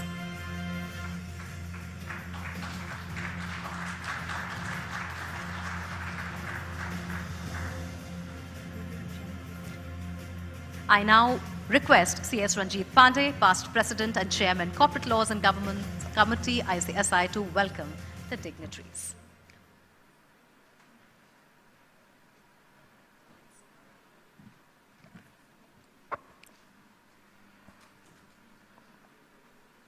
Good evening.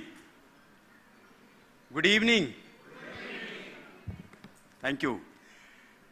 It is indeed a matter of pride to stand here at the 22nd edition of ICSI National Award for Excellence in Corporate Governance and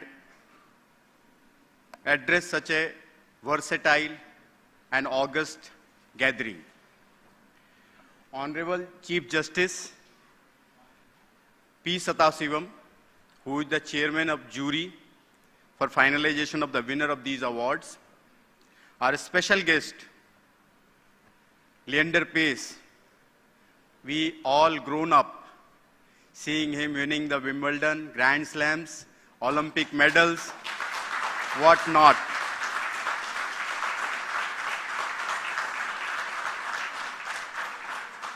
'96 Olympic medal and one Davis Cup match when he defeated in India world number 1.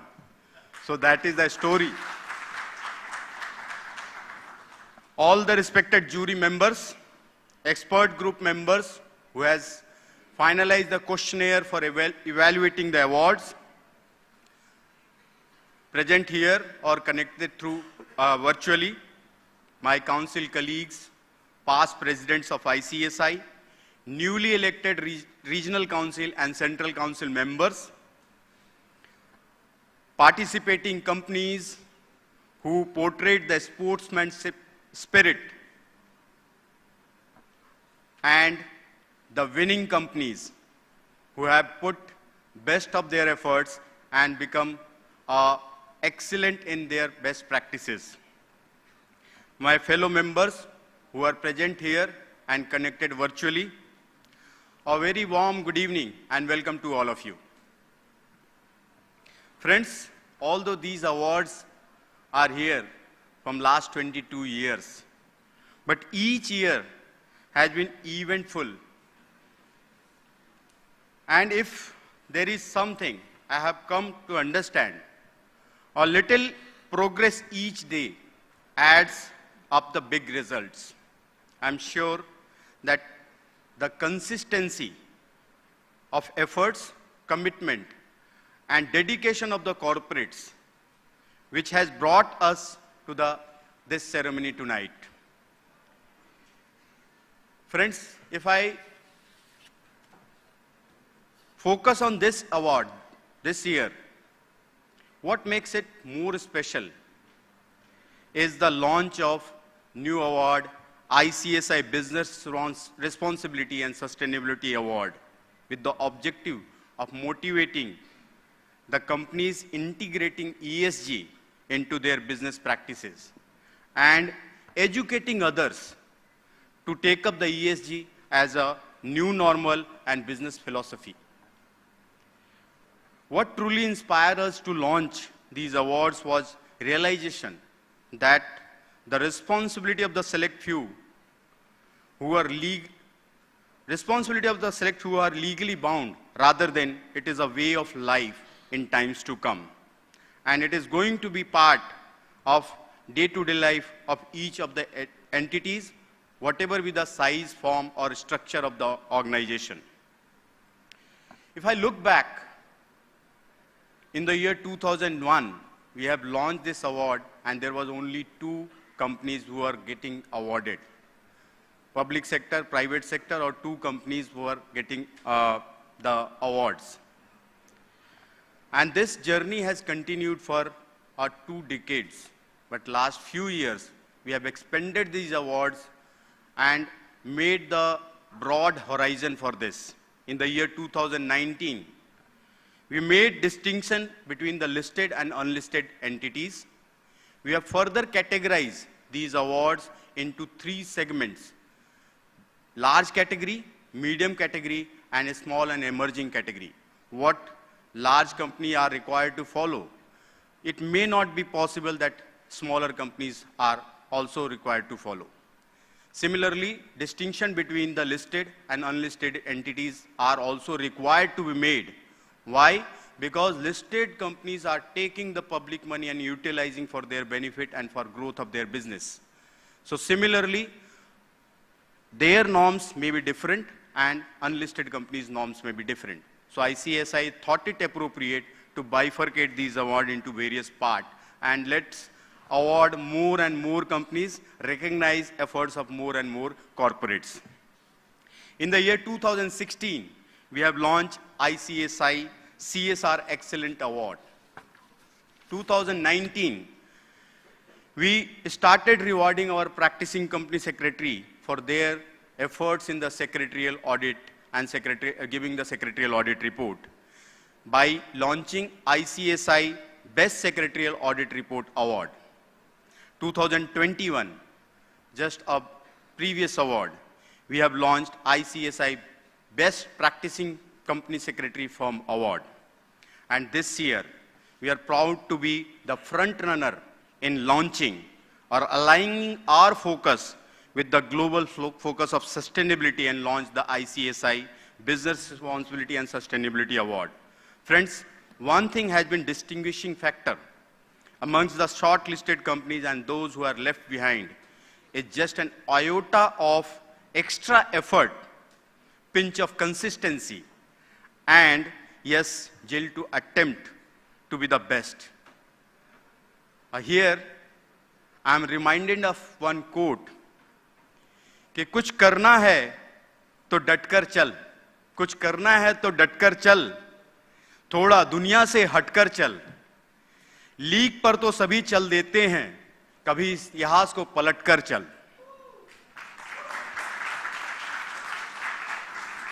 And this is the best practice that has stood out and made all the difference.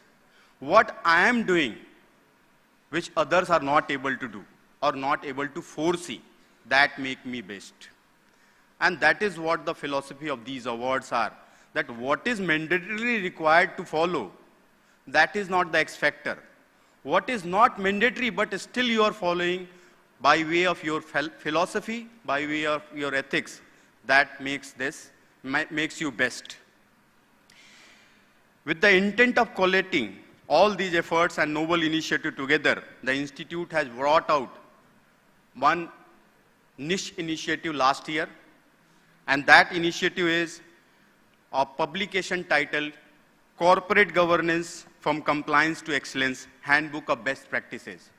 Intent behind this book is that take out all the best practices from each of the segment and then put out in the book, publish it every year and update it every year so that others should also follow.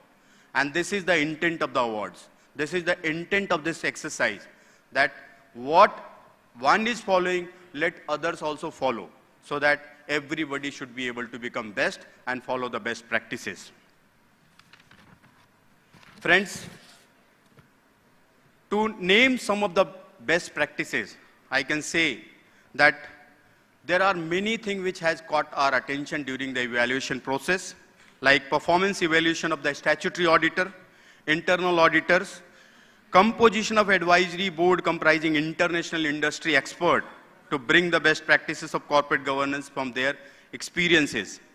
Corporate has gone beyond the mandatory requirement and formed the voluntary committees such as Committee on Financial Inclusion, Sustainability and ESG Committee, Business Risk and Assurance Committee, Information Security Screening Committee. They have not stopped here. They have gone further.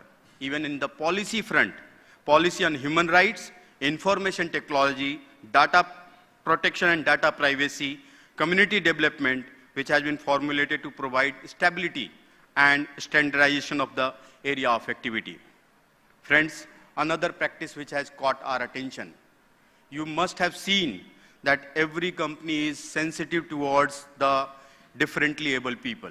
They are building the, say, ramps or maybe assistive workplaces.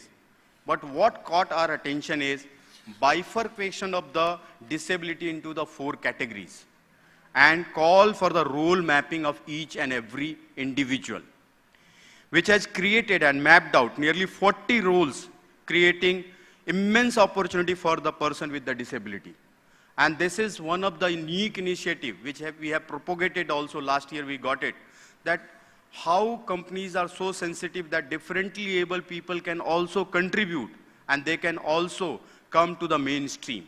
Similarly, one of the best practices we have found out is that educating and mapping the skills of transgenders, mapping the skills of the women and what they can perform in the field, what men are doing.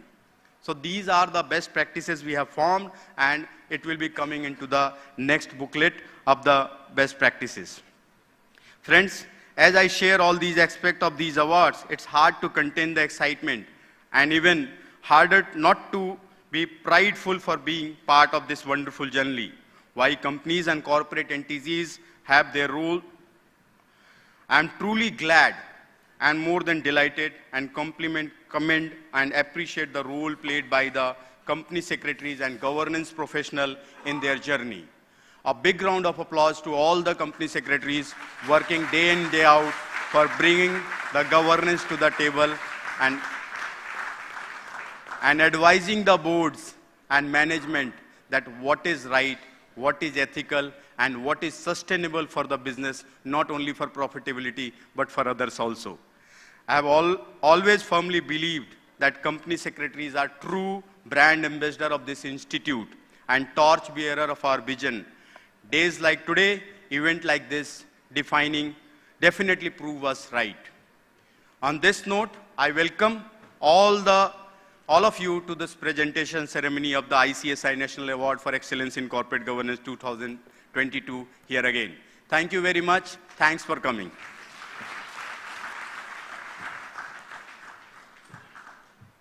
Thank you for that wonderful address and that very elaborate also picture of how the awards were put together and how they will be commencing in just a little while. I now request CS Manish Gupta, Vice President ICSI, to please deliver his address.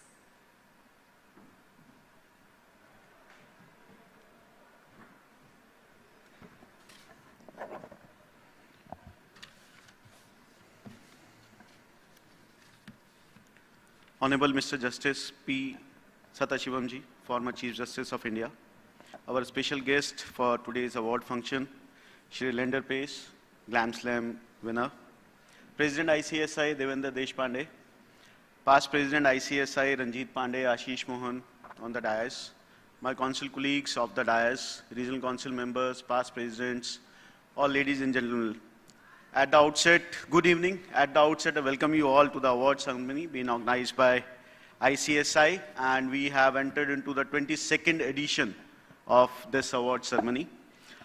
Today we are fortunate enough to have with us as chief guest former Chief Justice of India, and along with him we do have our youth icon, sports icon, Leander Pace, who happens to be an Olympic winner, and a proud moment for all of us to be as he is here with us in this award function.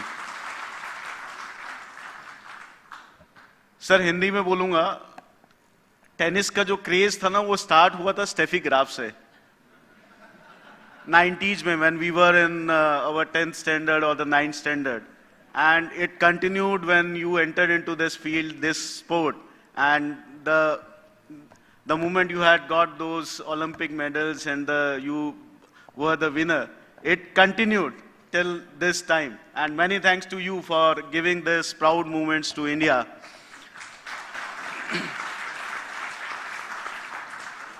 Let me take this opportunity to congratulate all the awardees who are going to get the awards today from the hands of our gracious hands of the distinguished guests.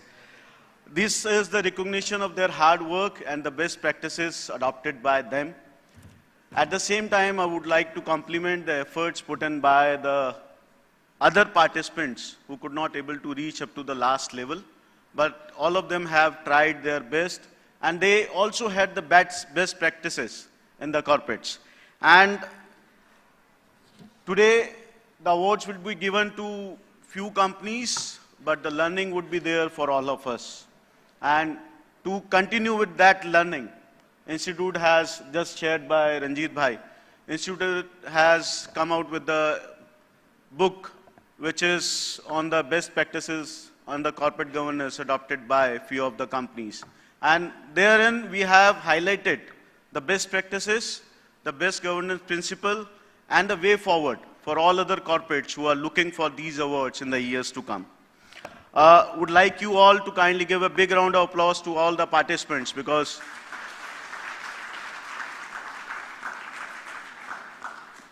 we have entered into the 22nd year, and because of the participation by all those companies and the practicing firm, we could reach up to this point, and I'm sure we'll continue to go ahead with all those participation in the future years. Friends, the role given to me, assigned to me, is to share with you all the process we had followed at the awards, how these awards being decided, how these awards are being given to the best governed companies. Friends, we do have awards in various fields. We'll be awarding the National Awards for Excellence in Corporate Governance. The 22nd edition of these awards would be given. Then the ICSI CSR Excellence Award in the 7th edition. Then we have started, this council has started with 3 new awards. First of them is Best Secretarial Audit Report, is being given to the practicing member, firm of the practicing company secretaries, who has given the Best Secretarial Audit Report. This is in the 4th edition. Then we also have the Best PCS Firm, which was started from the last year itself, and this year we'll be giving the 2nd award in the row. This year we have started with a very new award, the ICSI Business Responsibility and Sustainability Award.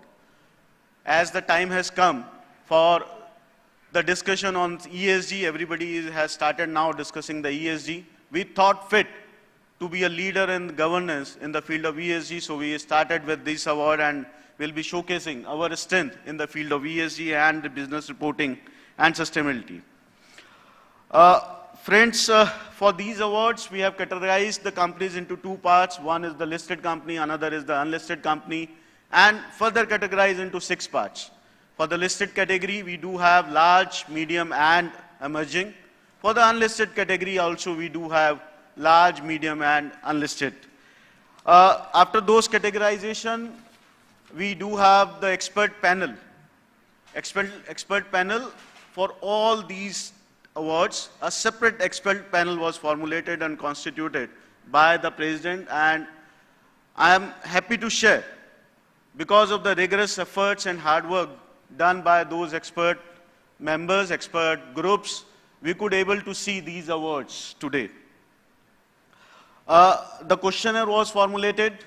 It was shared with all the participants, companies, those who have filed their application.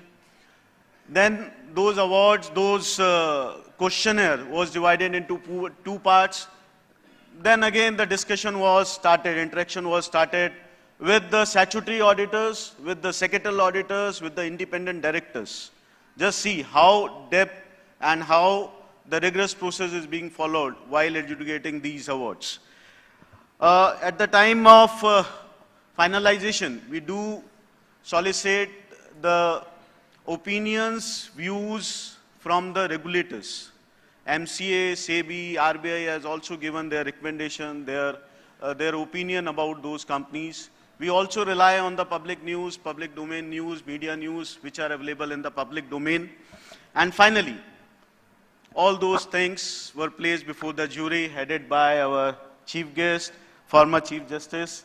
And let me tell you, friends, at the jury meeting also, the discussion takes place. We do have a rigorous round of discussions and deliberations before finalizing the best of the best companies for the awards. For CSR awards particularly, let me also share, it is not only limited to the questionnaire or inviting those comments from the auditors, we also do the field assessment. Our expert group for the CSR went to the locations of the CSR projects. They all actually identify where the gaps are there, where the company is put in those money, actually implementation is there or not in all those CSR awards applicants. Finally, today we'll be having the awards, and very soon you will get to know the awardees for all those sectors, all those categories. And my compliments to all the jury members, all the expert group members, all the secretariat team who have put their hard efforts in this award, decision of these awards, and those who have put their best efforts in the past for these awards. And at the last, we'll continue with these awards, but what required is your participation. Would request you all to kindly come forward, do participate in these awards. Your participation is always motivate us to bring more such award, more such categories, more such lively events in future for you all. Thank you very much. Once again, many congratulations to all the award winners who are going to get the awards today. Thank you. Thank you so much, Mr. Gupta. May I now invite President ICSI, CS Devendra Videsh Pandey, for his address. A big round of applause, ladies and gentlemen.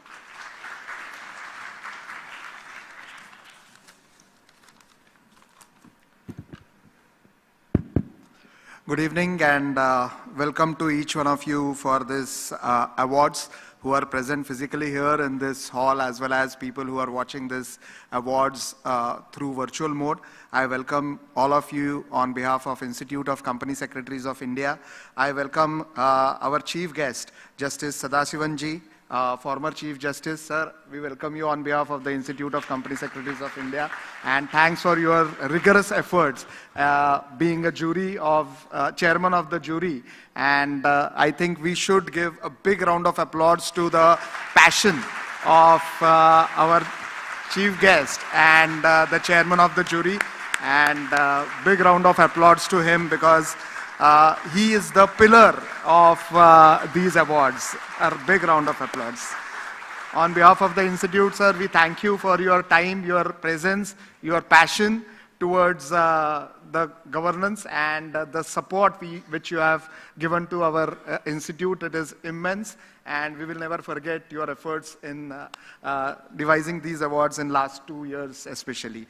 Our next our special guest, Mr. Leander Pace, 18-time Grand Slam winner. And actually, I remember one of his quote. We have been discussing a lot of things offline right now, but I remember his one of the quotes which he has said, if I have something to do and if I have passion, then definitely I will succeed. I think this is your quote, which definitely is a motivating factor, and today is the award presentation ceremony. So this quote really belongs to each and everyone who has actually won the award today. So with the passion, all the corporates who have participated in these awards, I am really proud that more than 100 corporates, big corporates, have actually participated in these awards. And it's an immense work of the institute, the secretariats, the jury members, the expert group. So they have been working for last almost 6 to 7 months. And as Vice President mentioned, that it is a long process, and at the end we are here.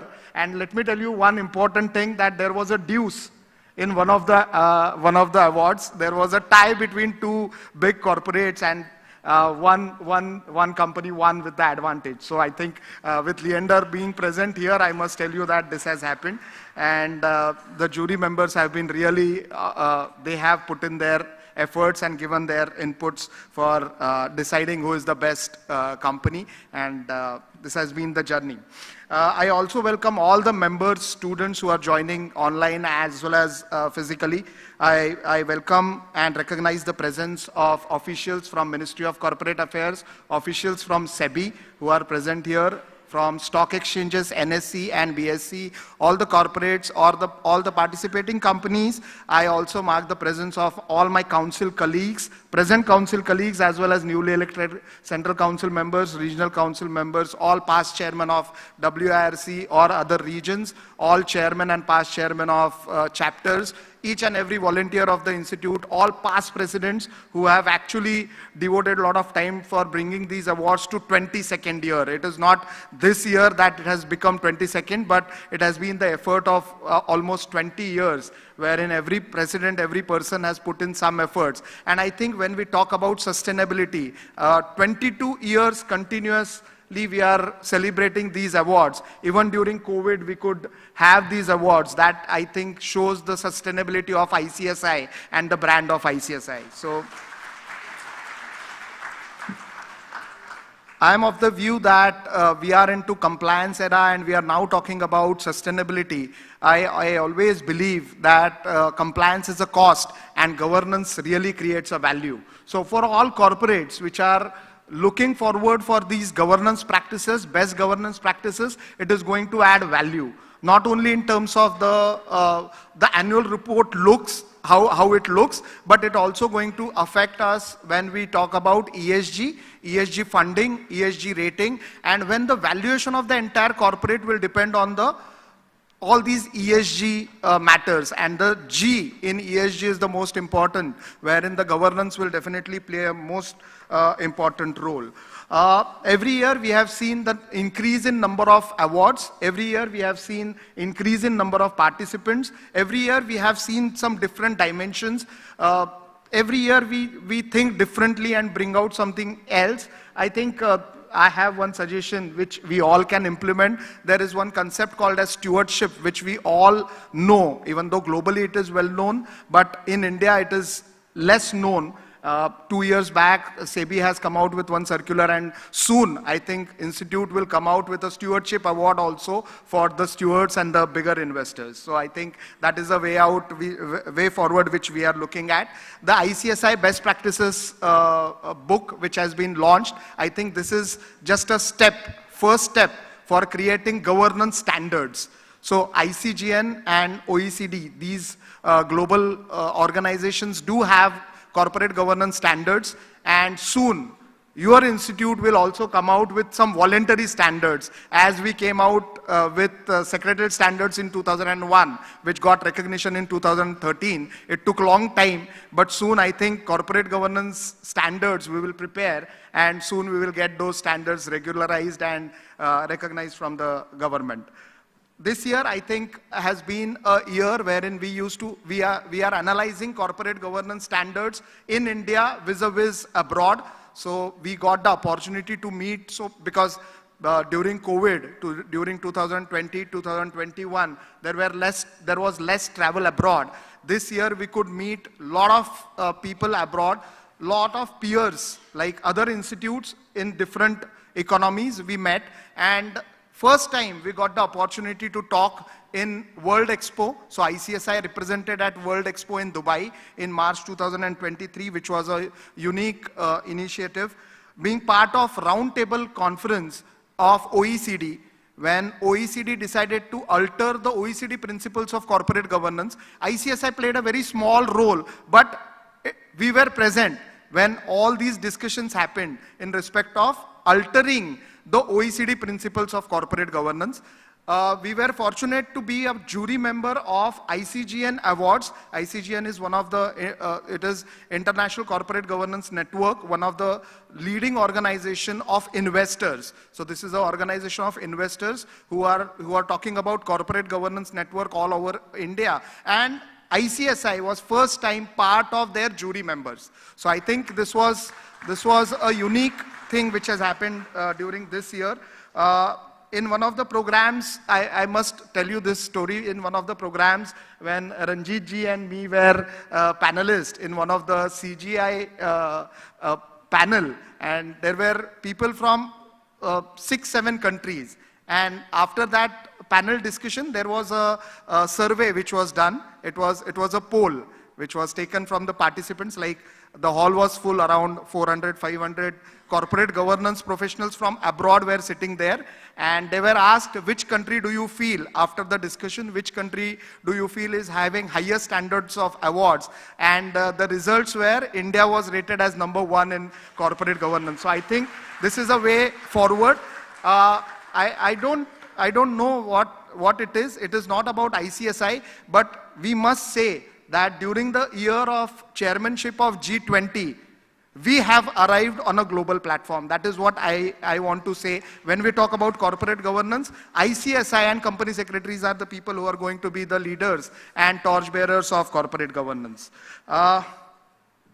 This year we started with a theme called as CS, a preferred professional, wherein we made a lot of programs. We had a lot of programs of capacity building for our members, may it be in arbitration, may it be in mediation, may it be evaluation, social audit. So many initiatives we have taken. Going forward, I think there is one concept which we can really adopt, CS, a global professional, which we all dream of making our company secretary a global professional. For that, we are talking to different organizations abroad and thinking that can we have a MOU with other organizations which will give us some reciprocal benefits and equivalency. So a company secretary in India will be treated as governance professional in UK or US or Australia or any other country. So that is a dream which we are looking into. The entire council, I have got the support of each and every council member, secretariats for taking this dream to the council, and soon we will be seeing this dream come true. So that is something which I wanted to share it with you. At the end, I would like to thank every one of you for being part of this award. I would like to thank and wish all the best to all the participating companies and congratulate the winners in advance. And I hope that you all will have a wonderful time. We all are waiting to hear from the special guest and the chief guest. So I won't take much time. Thank you very much. Jai ICSI.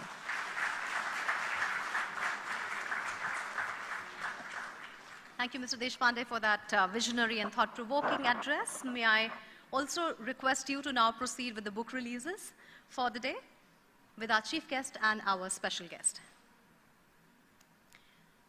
Announcing the books that we are releasing today: Manual on Corporate Governance Certification.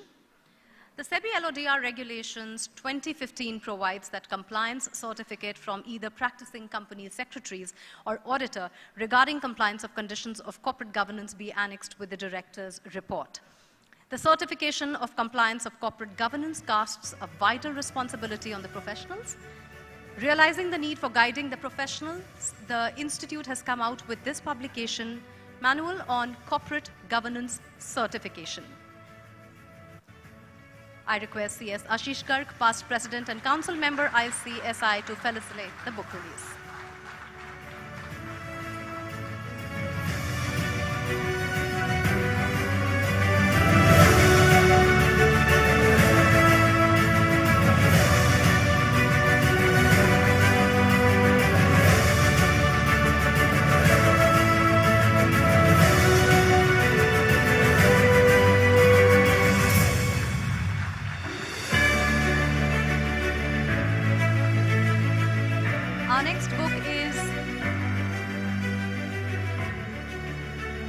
Ashish Garg is joining now. One more for the cameras. Thank you.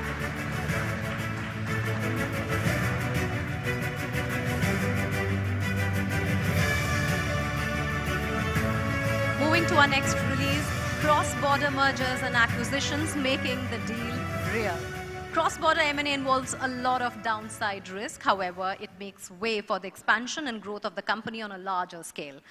Keeping in view the complexities involved, the Institute of Company Secretaries of India, ICSI, CCGRT, has made an attempt to give an overview of the mergers and acquisitions happening cross-border in terms of covering the legal, financial, cultural, and political analysis and interdependencies of cross-border activities.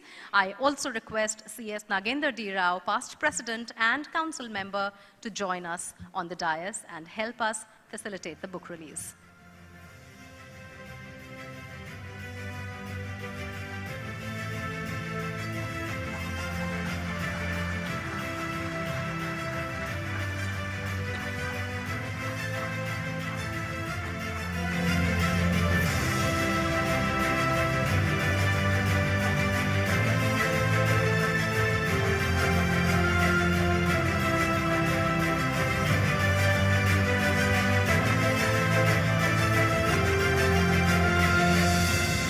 Go with the ready reckoner for private companies. Now, Institute of Company Secretaries of India, in its attempt to guide the governance professionals in complying the provisions of Companies Act, is rolling out this publication titled Ready Reckoner for Private Companies. This publication covers the procedures and attention points of various events falling under the chapters of Companies Act 2013. May I request CS Vineet Kumar Chaudhary, Council Member ICSI, to help facilitate the book release.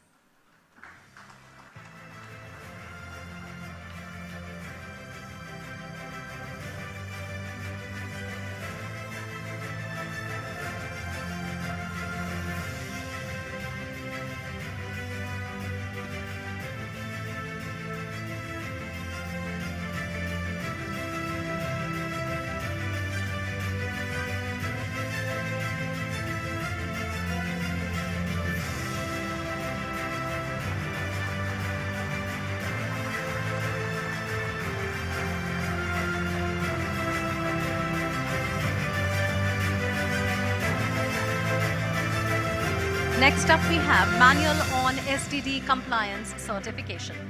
Well, in order to keep a trail of sharing of unpublished price-sensitive information for legitimate purposes, the concept of maintenance of a structured digital database, SDD, has been made mandatory under the PIT regulations. Now, company secretary professionals, by virtue of their position as the compliance officer under the PIT regulations, shoulder responsibility to ensure compliance and maintenance of various records, including SDD. Further, certification on maintenance of SDDs has also been made mandatory. In order to sensitize the professionals on the process of certifying compliance related to SDD, the ICSI has formulated this manual covering various aspects of SDD. I request CSB Narasimhan, Council Member ICSI, to please come on stage for the book release.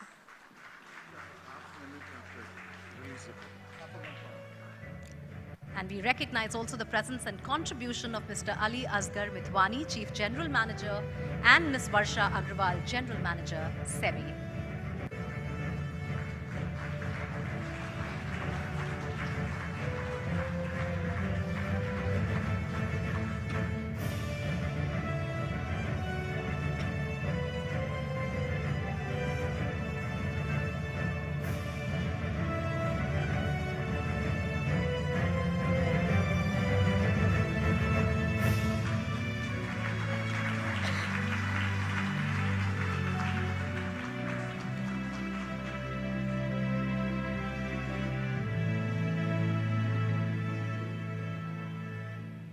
Good evening, friends.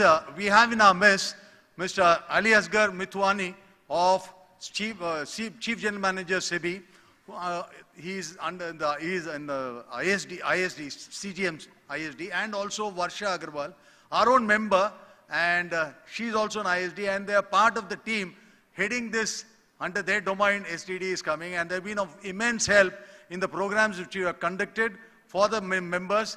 And more importantly, we also have with us the representative of both NSE and BSE. And incidentally, all this copy, soft copy, has been shared with all of them. While SEBI has assured they will come back with their comments, but I've been told by NSE it's pretty comprehensive. And we're going to have a whole lot of webinars in the next few days, and I'm sure the benefits, many members will take benefit of it. Thank you very much. Coming up next, Charter of Audit Committee. The Audit Committee has an important role in ensuring the quality of governance practices followed by an organization. While it is true that the Audit Committee is a subset of the board, it has various specific tasks assigned with independent responsibilities that make it different from other committees constituted by the board.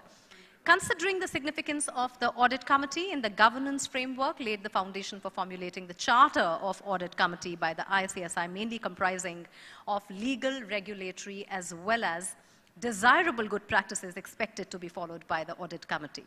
Particularly, this charter is inclusive of suggested good practices, which may be adopted by the Audit Committee while approving related party transactions, which is focused area from governance perspective. I request CS Narayan Shankar, member of Expert Group on Secretarial Standards, to join. Again, CS B. Narasimhan on stage for the book release. May I have you both again on the stage, please?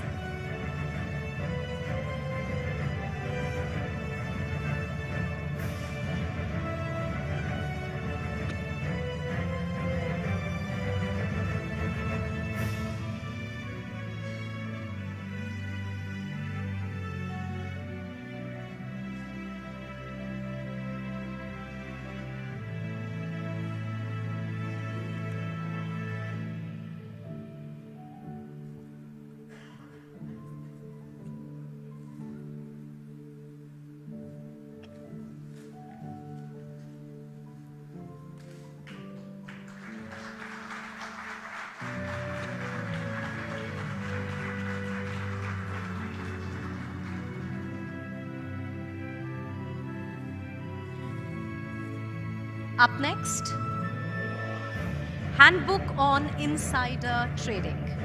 Insider trading in our country is prohibited by the Companies Act 2013 and the SEBI Act of 1992. There has been an evolution of laws prohibiting the practice of insider trading to a great extent since 1992. This particular book throws light on amended regulations with respect to law relating to insider trading. I request CS Sandeep Kumar Kejriwal, Chairman, PCS Committee, and Council Member, ICSI, to facilitate the book release, please.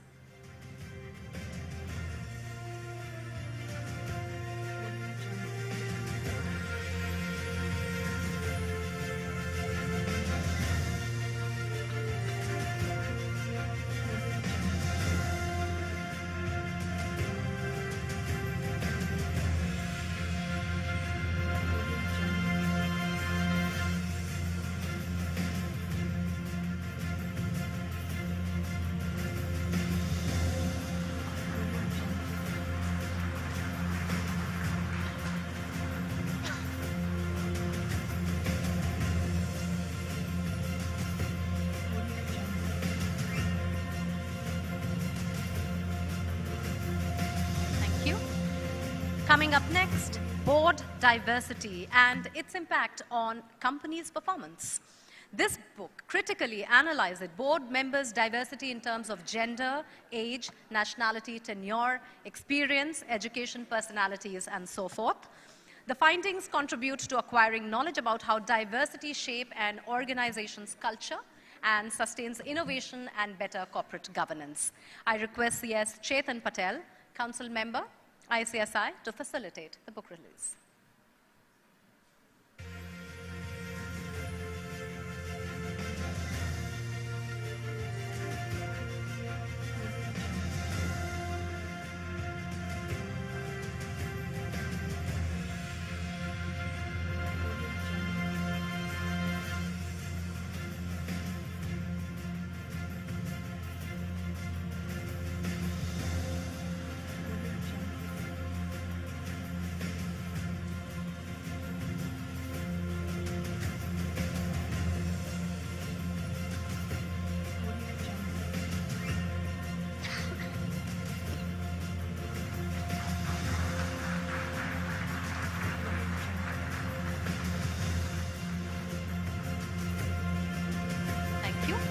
May I now request CS Praveen Soni, Chairman Managing Committee, CCGRT and Council Member ICSI to come on the dais to facilitate the book release commentary on law relating to directors and KMP and integrated approach.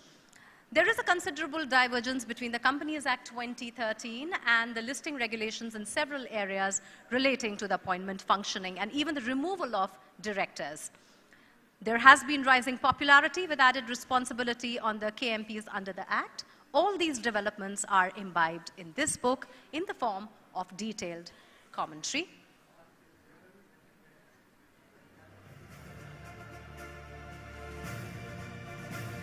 Commentary on law relating to directors and KMP, an integrated approach.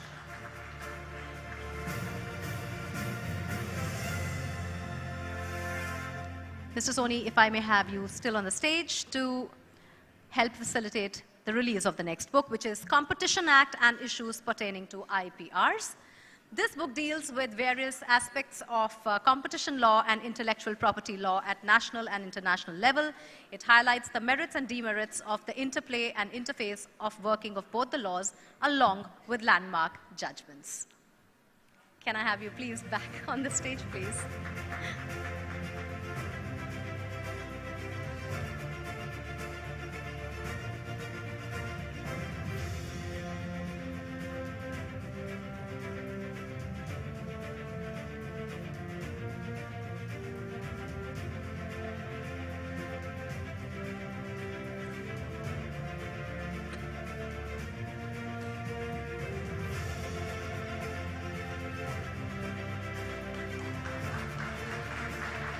Ladies and gentlemen, put your hands together for these 9 big book releases at the function today.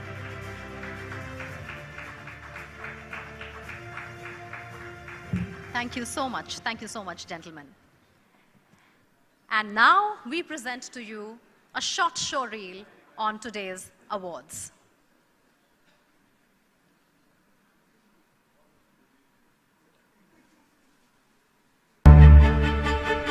Trust, transparency, and accountability have become an integral part of contemporary governance today. Organizations that are institutionalizing these are establishing a culture of sustainability in India. To acknowledge such efforts and promote a culture of good governance, the Institute of Company Secretaries of India introduced the ICSI National Awards for Excellence in Corporate Governance in the year 2001. The actual effort made by this institution is an encouragement for the entire industries in India. It makes competition, it makes the industries to work for the public, for the benefit of people, for the benefit of government, in particular our nation. This year, the Institute is rolling out the 22nd edition of the ICSI National Awards for Excellence in Corporate Governance. These awards are aimed at recognizing companies that have persistently worked towards inclusive growth. Institute of Company Secretary of India has been very active so far. Promotion of good corporate governance practices are there in this country, and I think that it's giving a great service to the country by encouraging and promoting the good corporate governance. The 7th ICSI CSR Excellence Awards will be given to companies that have implemented innovative practices in CSR. I think ICSI is doing a phenomenal job in making us more responsible corporates of the country, big or small or medium. I think they are encouraging corporates to come out with a CSR with a thought in their mind as to how it's going to create impact, and then they are helping us measuring it better, and I think this is the way forward. The 4th ICSI Best Secretarial Audit Report Award is aimed at acknowledging the role of company secretaries in practice as secretarial auditors and enhances the importance of secretarial audit report. The company secretary has a great responsibility towards the corporate stakeholder as well as the regulatory authority, and he has to have a balancing act between the two, because ultimately the The regulatory body sets the rules. But the stakeholder is the person who actually is at the receiving end. The second ICSI Best PCS Firm Award will recognize the firm that has given exemplary service to the stakeholders and is a role model for young professionals. It's the company secretary who ensures that highest standards of corporate governance are maintained and that all the requirements of the regulator are fully met. The company secretary actually plays a very positive role, and I think his role enables a company to perform its role and be socially responsible. The first Business Responsibility and Sustainability Awards is aimed at promoting sustainable business practices and will be given to companies that have integrated ESG into their business strategy. The ICSI's awards are the premier awards which spread across various categories of industries. And I think over a period of time going forward, they will promote corporate governance and sustainability towards the real value creation, not only for the companies, but also their contribution to society. The ICSI National Awards for Excellence in Corporate Governance honors and appreciates the legacy of fostering best practices in good governance.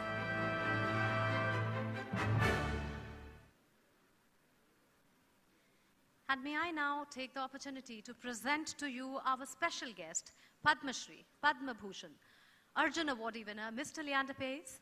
And before I have you on stage, sir, here's a short video for everybody. Third and bronze medalist, representing India. Troisième et médaille de bronze représentant l'Inde. Leander Pace.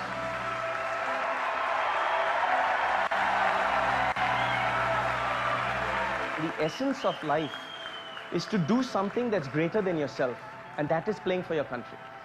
I think that when you play for 1.2+ billion people, it's a great sense of responsibility. My dream has always been to put India on the map. You always try to welcome me in the smile in the locker room, always give me great advices, and it was just such an honor to always be surrounded by you. When he played up, it's like a ninja playing, it's two person at the net. He's here and then he's there, and then I don't know who is who. He was probably the fastest tennis player at the net by far. He was so much fun to play against, and I thought I would much rather play with him than against him. Simply brilliant. He anticipates so well. One of the best volleyers in the world. So fast, so accurate. He reads the game well. He's great for the crowd. He has great energy. Court awareness, it's unbelievable. There's no words for Leander. I mean, he's almost like my brother, That's phenomenal. That is entertainment. Oh, what an extraordinary exchange. Hardly ever have you seen a rally like this.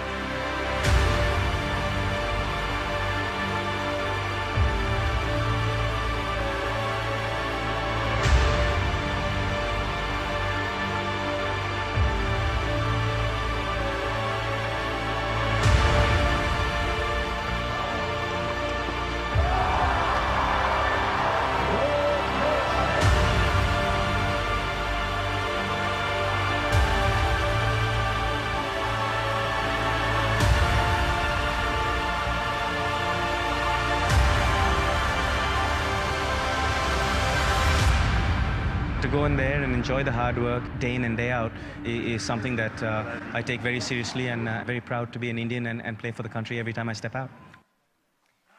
Ladies and gentlemen, put your hands together for Leander Pace.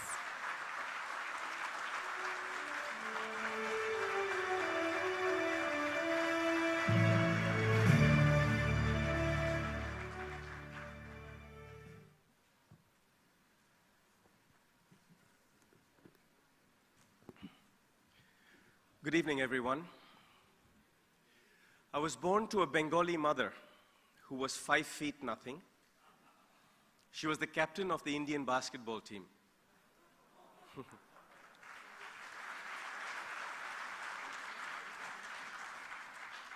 My mother, like most women, had incredible intuition. She was lightning fast, and being the captain of the team, she was wonderful with people. My father, on the other hand, was 6'3", doctor of sports medicine, dotted every I, crossed every T, and he was the center forward for the Indian national hockey team to the 1972 Munich Olympics.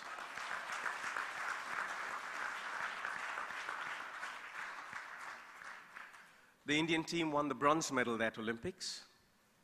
But if all of you all remember the 1972 Munich Olympics, Palestinian terrorists took Israeli athletes hostage, 12 of them. All 12 Israeli athletes were taken hostage inside the village. And the games were shut down for 4 days. The Olympic village has 10,000 athletes. All the athletes live in buildings alphabetically done, A to Z. And India was right next to the Israel building. The German army was inside, trying to get the hostages free. No civilians were allowed into the village, and no athletes were allowed outside the village. So much so that all the newspapers were removed, all the televisions were removed.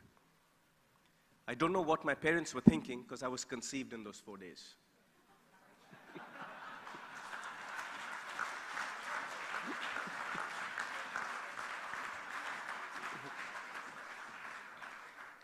I was born on June 17th, 1973, with these legs. The genetics that my parents had, both being Bengali and Goan, football was my first love. I don't consider myself talented as a tennis player, and I'll explain to you why. In the 80s, when I grew up, the average height of a tennis player was 6'1". In the 90s, 6'2". In the 2000s, 6'3", and today, the average height of a tennis player is 6 feet 4 inches. I'm 5'10" on a good day. Also, as a young boy, I used to sleep with my football boots. I would take my football and juggle them through the classrooms at La Martiniere School in Calcutta. And football was my passion. My dream was to play with the blue, with my name on the back and number 10 on my jersey, to come out from an underground locker room in the World Cup playing for India. But when I was 11 years old, Marco van Basten, a Dutch footballer, brought Pelé, the great Pelé, who was playing for the New York Cosmos team, to the Eden Gardens. I was a ball boy, all of 11 years old, as naughty as ever. And when one of the balls around halftime came over the sideline, instead of catching it and throwing it back, I collected it on my chest and I juggled it for about 6 minutes, on my shoulders, on my thighs, on my legs. And Pelé walked up to me and he said, "After match, you see me." I thought I was in trouble. But after the match, Marco van Basten and Pelé came over to the side, and what I didn't realize, I was auditioning for them. 6 days later, I was chosen for the PSV Eindhoven football team.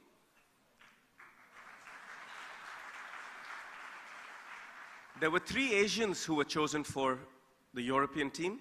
One was Japanese, one was Korean, and one was Indian, yours truly. I spent 6 weeks at PSV Eindhoven, and then the Barcelona football team scouts came through and they selected me to go to Nou Camp, to the Barcelona Football Academy. I spent 7 long months there. And for me, it was like a kid in a candy store because I was living my dream. I was playing football, I was learning all the tricks. Marco van Basten had picked me. And the big Dutch philosopher of life, who was also the captain of Barcelona, Johan Cruyff, had written the philosophy of total football, which today I consider a philosophy of life, where every player on that football field had to learn every position on that football field, from the goalkeeper to the striker. And to me, I think that's the beauty of life, but I'll get to that later. After 7 months, the Barcelona junior captain, who was for the under-17 team, came to me and said, you have been chosen as an 11-year-old to play for the playing 11 of Barcelona junior team, but you have to give up your Indian passport because we are a Catalan team. We are a Barcelonian team. And the millions of dollars we're going to invest into your career, we don't want you to play for the opposition. So I said to him, I have to go back and speak to my parents. He turned around and said to me, I know you're not coming back. I can see it in your face. Your parents played for the blue. Your parents played for the Tiranga. I know you're not coming back, but whatever you do, if you say no to this offer, do not take up football, because we are the #1 team in the world for football, and you have just said no to Barcelona. Why? Because you want to play for India.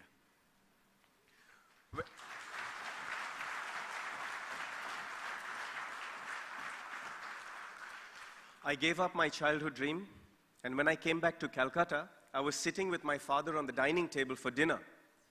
And my father said, why aren't you doing this? So I said, because he's asked me to give up Indian passport. I can't do that. And my father said, why not? I said, because I ironed my mom's jersey, which was light blue with dark blue collars and dark blue sleeves, with number 5 on the back and Pays written on it. I ironed that for her as an 8 and a 9-year-old. I ironed your jersey, Dad.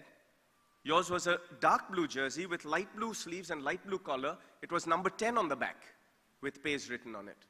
I used to iron your jerseys as a kid. How can I play for anything but Tiranga?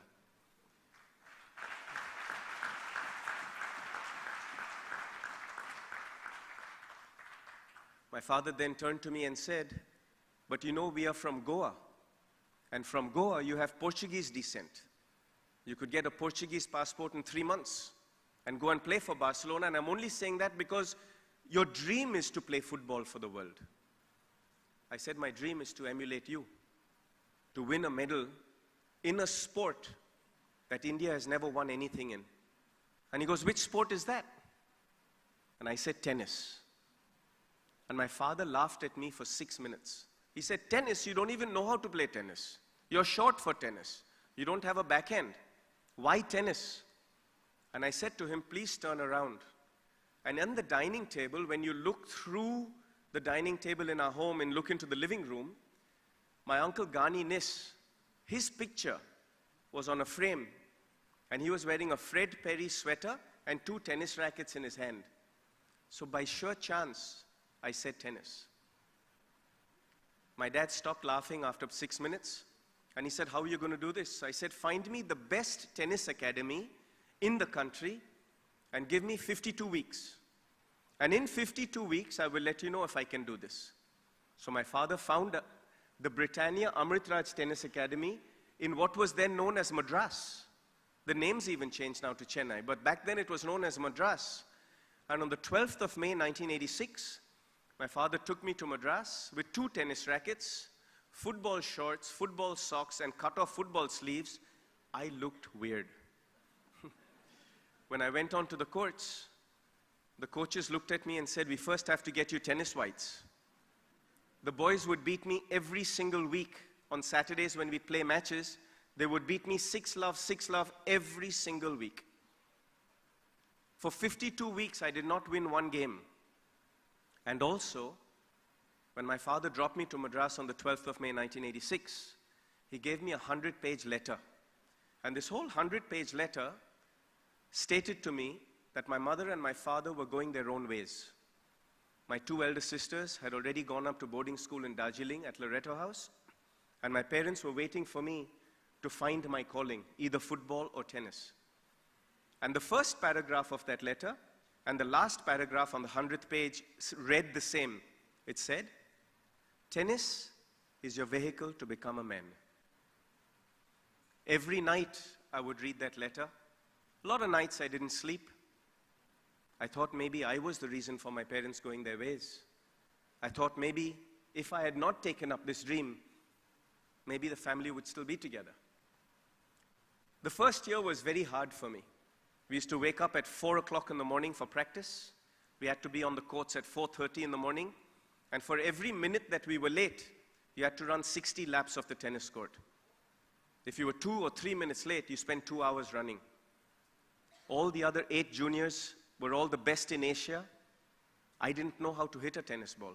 I was just really lightning fast. I was a great athlete.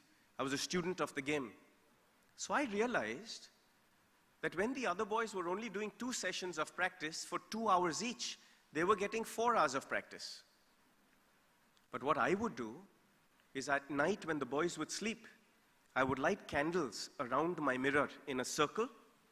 I would put on my tennis shoes and socks, and I'd take my tennis racket out, and in front of the mirror, I would do shadow practice. I would skip 10,000 skips. I would do 2,500 abs, 6 days a week. And in a matter of 5 years, I won Junior Wimbledon for the first time.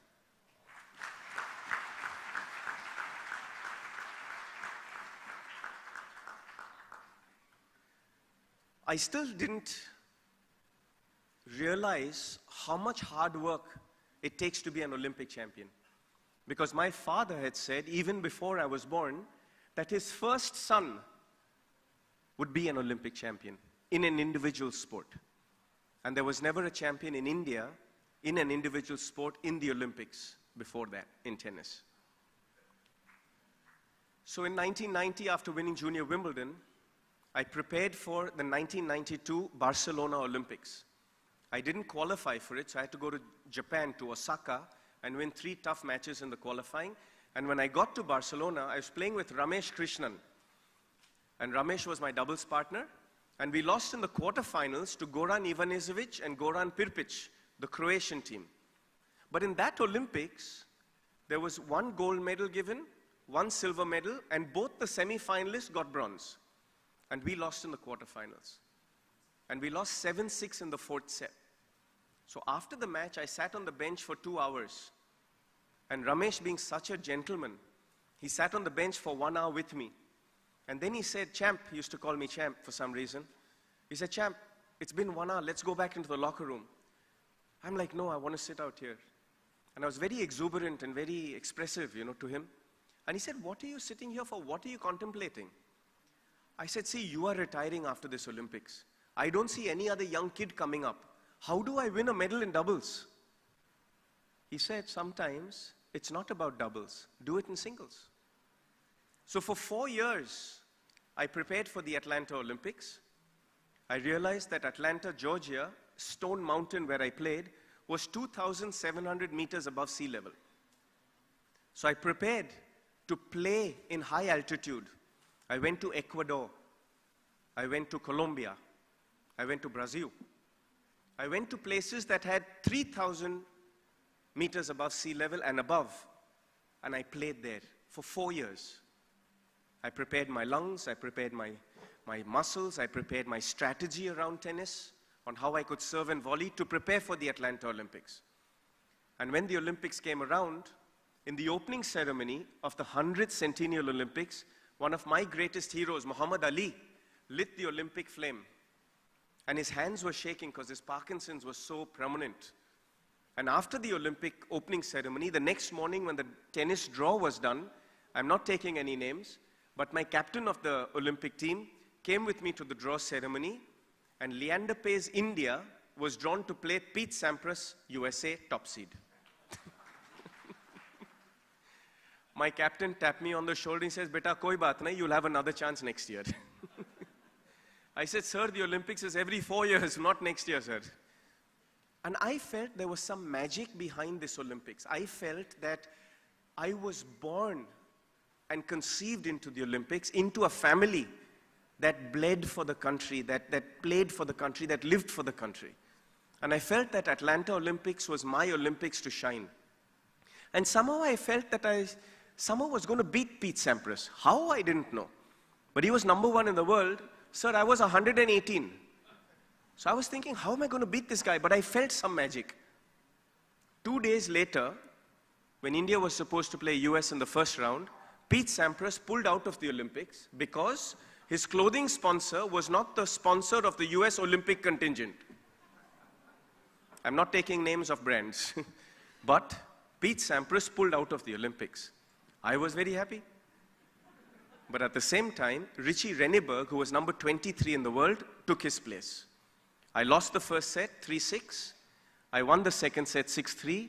And in the third set, when I was up 3-1, Richie Renneberg retired because the burning in his lungs was so much because he hadn't prepared for 4 years in altitude.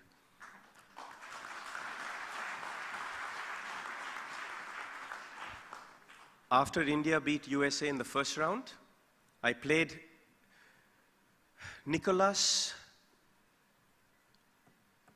forgetting his name right now, I'm sorry, but I beat Thomas Enquist in the third round, I beat Renzo Furlan in the quarterfinals, and I beat, I forget his name in the second round, but in the semifinals, I got to play Andre Agassi from America. And after I had won these 4 matches in a row, in the altitude conditions, my tennis game was very sharp. My strategy was very sharp. And I felt, like you saw some clips there, when I played Andre Agassi, I felt that because he's so powerful along the baseline, and his latitude running was so strong, I had to bring him forward and back. So if you saw that reel, I hit drop shot. When he came for the drop shot, I'd hit a lob. When he got the lob, I'd hit a drop shot, and again I'd play a lob. I was playing my strengths against his weakness. And India was up 6-5, 40-15. Andre Agassi was serving 5-6, 15-40 in the first set. India had 2 set points. And the trick of altitude tennis is that if you win the first set, you're in the driver's seat because then you can be more aggressive and the opponent's feeling a little vulnerable. Generally, if you win the first set, you're going to win the match. And remember, that was semi-finals. So if I'd won that match, I'd be in the finals playing for a gold medal. But the brilliance of Andre Agassi, this young man, is such that at 5-6, 15-40, he hit a serve into my body. I played a backhand chip down the line. I came to the net. I covered the down-the-line shot. I covered the body shot. I covered the forehand smash, the backhand smash. And in case he went with the low percentage cross-court, I would hit my favorite dive volley. मैंने सोचा था कि सब कुछ cover हो गया. But the brilliance of this man is, he played the one shot that I was not prepared for. Where? At my face. He hit the ball at 242 miles an hour at my face, which gave me 0.3 fraction of a second to react. So I was in the ready position, and when it came at my face, I was so surprised that I didn't have time to move to play a forehand volley. I played a backhand volley to defend myself. And if you can see my wrist, it was in a weak position. And as the ball hit my racket, the racket flew out of my hand, hit me in the face, the ball fell down, but my wrist, Andre Agassi had torn the tendon between my wrist and my elbow by 70%, and the wrist was just hanging. I could not even raise my fingers. And when the tournament doctor came out and the Olympic physiotherapist, Dougie Spreen, came out, Doug looked at my wrist and they did all the medical tests, and they said, son, you've definitely torn your wrist. You're 19 years old now, you're 23 years old now. You're going to jeopardize your entire career if you play.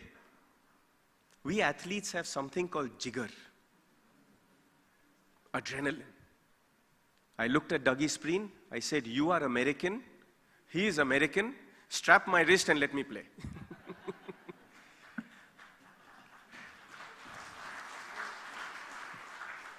I went back on the court because America was still serving 5-6, 30-40. India still had another set point. And I felt if I had won this point, somehow I could come back and win. But the brilliance of Andre Agassi is that he beat me 7-6, 6-3 after that. And my wrist was in such bad shape that when I finished the match, they took me straight to the hospital. They did an MRI. And sure enough, there was a 70% tear between my wrist and my elbow. And they put me in a hard cast. Now, unlike the Barcelona Olympics, where there was a gold, a silver, and 2 bronze medals, unfortunately for me, this was the first Olympics there was a playoff match for the bronze medal. 2 days later, I had to come and play one of my best friends from Brazil, Fernando Melangeni. I rested for 2 days, did lots of physiotherapy, lots of treatment. But on the morning of the bronze medal match, I came back to the hospital. They cut the hard cast out. They put me in a strapping. I went to the stadium. And the first ball I tried to hit for warm-up, the pain in my wrist was so severe that I started crying in my eyes. I went back to the locker room because I couldn't warm up. And I asked the doctor, I said, what do you think, doc? And he said, as I said to you 2 days ago, you're going to jeopardize your entire career and you're still a young man. My suggestion is do not play. I asked Dougie Spreen. Dougie smiled and he says, I'm still American, but your opponent's Brazilian. I still tell you, do not play. I asked them to excuse me, and my father was in the locker room, and I said, Daddy, what do you think? And my father said to me, he was a brilliant psychologist. He said to me, it's not about what I think, because I know you, son.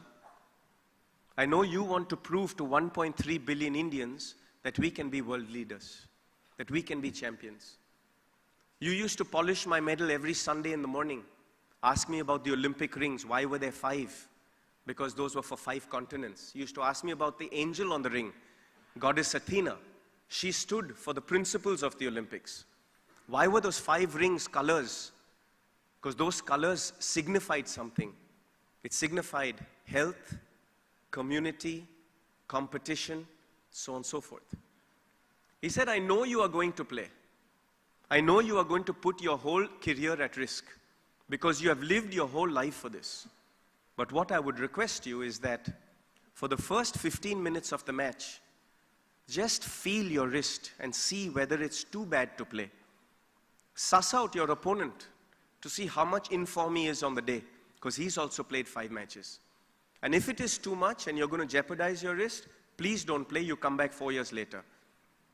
But otherwise, go and win me a medal. I went out on that court, I lost the first set. I was serving at 1-2, 30-40 in the second set. And I felt at that moment, if I'd lost that point, India was not going to win a medal in that Olympics. But as I came up to serve, I was playing with a Prince Graphite Pro racket. It was black and green, as you saw. And as I came up to serve, a butterfly came and sat on my tennis racket. And I got so upset because I was trying to focus, trying to get over the pain I was in. I just flicked her off. As I came to serve the second time, again she came and sat, and she was black trimmed with red, white, and blue spots. And I said, Ye kya ho raha hai? And I flicked her up again. As I came to serve the third time, again she sat on my tennis racket, and then I got my message. I got the message that not everything in life is about talent. Not everything in life is about perfection. But sometimes, dimag ka istemal karne ka hai. I took that butterfly in my forefinger, I walked up to the net, and because I speak Portuguese, Konkani, and my opponent was Brazilian, I spoke to him in Brazilian and I said, can you see this mariposa? Mariposa is a butterfly, titli, papillon. I said, can you see this mariposa? Here there are 23,500 people in the stands. Your Brazilian fans are banging their drums and dancing the samba dance. The dhol is banging, there's war paint, Indian war paint on that fan's face. And the silly mariposa is distracting me here. And Melangeni made the cardinal mistake. He interacted with me. He basically lost his focus. And that was all it was. Good old Indian jugaad.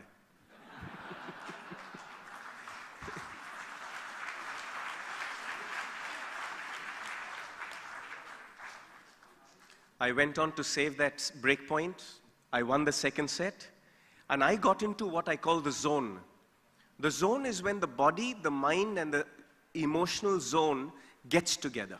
Emotions, body, and mind, they come together. And it can come together, as athletes know, with a mix of breathing techniques for oxygen, can come together with a sense of focus, or it can come together when 1.3 billion Indians are supporting you and are wind within your wings.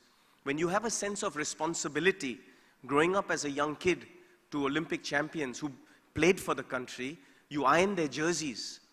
Every day then I would practice. Every day that I would go and do that night practice when everyone else was sleeping, you motivated me. Every single one of you motivated me to prove that as Indians we can be the best in the world. And I was in that focus. Tunnel vision.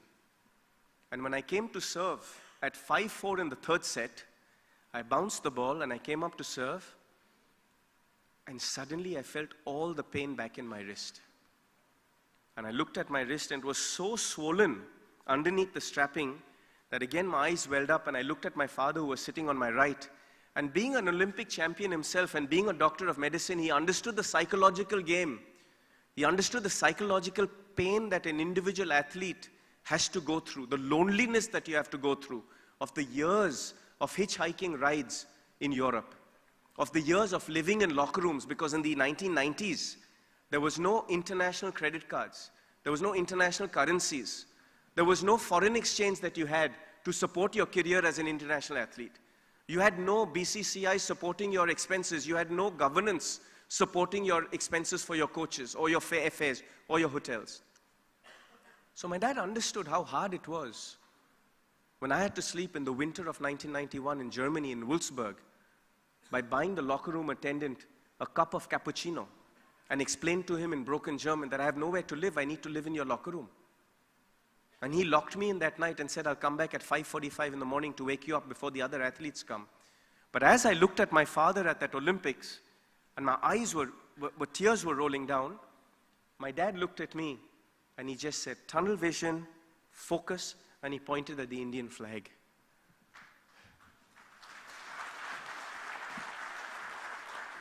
I hit 5 first serves in, I played 5 first volleys into the open court, and as Melangeni's last ball flew over my head on match point and the ball sailed long, I put my hands up, and most people thought that I put my hands up in jubilation.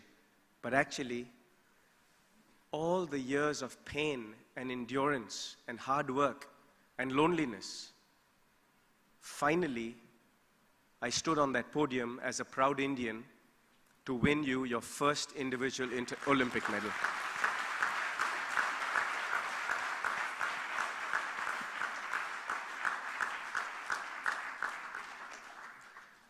Yes, I've been very blessed in my life to have 164 men's doubles partners. I've been very blessed to have 26 mixed doubles partners, and I've won 18 Grand Slams. Bless you, sir. What they haven't said is that I have been in 35 Grand Slam finals. I've played 31 years of tennis. But my greatest honor in my life as a humble young boy growing up in Calcutta and traveling the world with the Indian flag inside my tennis racket is to play for you.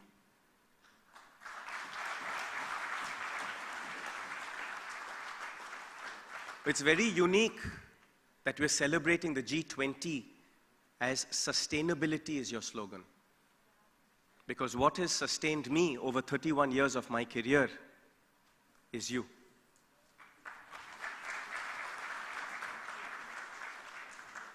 Apart from winning the Olympic medal, India's got the world record for 7 consecutive Olympic medals played. That belongs to all of you. We have the Davis Cup world record for the most number of wins won in Davis Cup. Also belongs to India. The most number of doubles wins, undefeated. I think it's 24 if I'm not mistaken. It took about 13 years to achieve that. 13 years of never losing a match. Also belongs to India. But sustainability is done very simply. Today I've got lots of reading material that I'm going to have to take home and read. But sustainability is about systems. It's about being ahead of the game, being ahead of the curve. And I can rest assure you that I'm going to be reading those books to basically stay ahead of the curve in my second innings in business. And what is that? That is sports education. That is about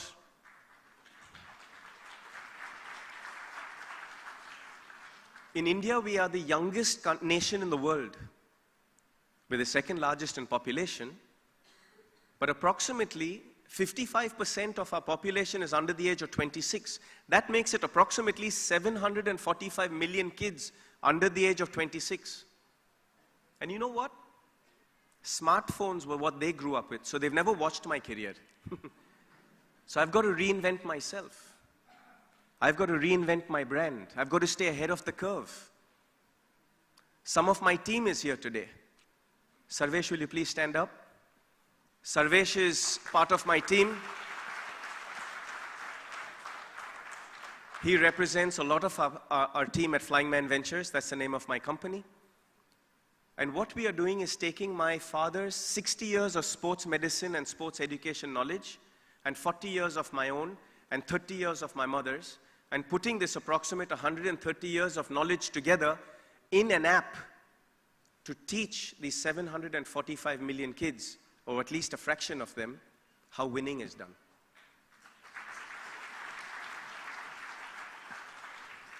Sometimes winning is not about being 6'4". Sometimes winning is not about having a great backhand. Sometimes winning is being humble enough to fall many times, but stand up, dust yourself off, and go again. That's how champions are done.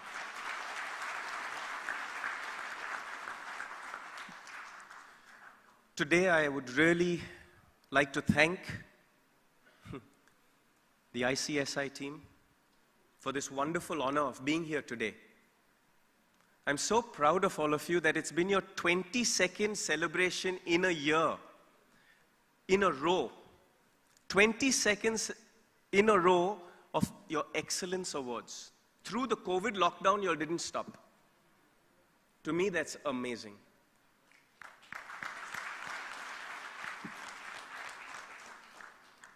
I've also got to say, sir, to our honorable former Chief Justice, who's got a great sense of humor, I got to tell you. He's wonderful. We were sitting in the back having a coffee together, and he was regaling us with his stories, and we were sharing stories. So it's such a great honor to be here with you and speak in front of you, and I'd like to thank you and your family for your services to our country, sir. For the dedication that you have put in, especially in a country like India, which has such a great opportunity for the future in business, to be able to put systems in place so that all of us can follow. To me, not only are you one of the greatest sons of the soil, but it's so wonderful to be in front of you and speak in front of you, sir. Thank you for this honor. I would like to thank all the dignitaries on this dais, all the dignitaries of the dais, and every single one of you, as brothers and sisters, for allowing me this great honor to be here with you today. And what a proud moment that India is now the first time, right? We've won this award. It's fantastic. It's the first time that we won the G20 Presidency Award, and that's just wonderful. Can you all please give each and every one of yours, please give yourselves a hand.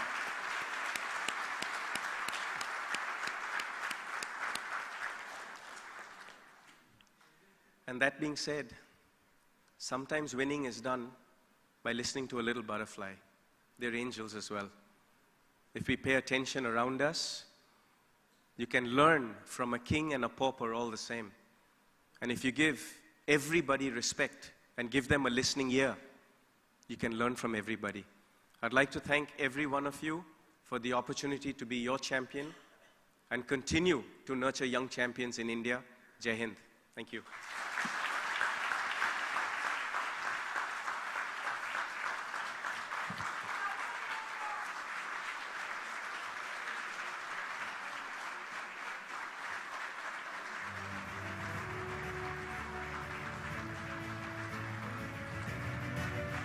Ladies and gentlemen, Leander Pace.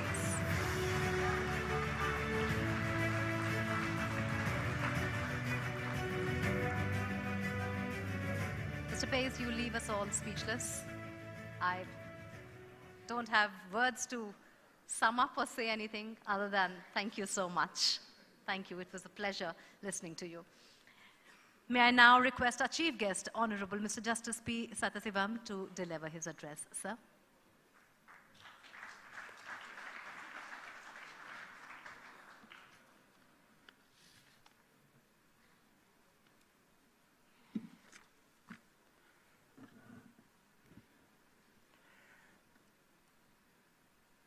Mr. Leander Pace, hero of this function. Our special guest, now I can't mention his medals or everything has been shown. No comparison for him. It is a great opportunity for all of us because every day person like you concentrate on your business. Person like me, 24 hours I have to see loss. Today we had a very good opportunity to know more about sports. And it is he mentioned about his childhood and sports activities, parents. Luckily his parents, both of them are sports persons. So it's a great opportunity, including for me to hear his excellent lecture. Or on the other hand, just I will say only one sentence, then I will go back to our function. As far as I am concerned, no, I come from a farming community. My parents are farmers. That may be the reason, like you. After my retirement, now I am a Kisan. I am doing farming in a remote village in southern Tamil Nadu.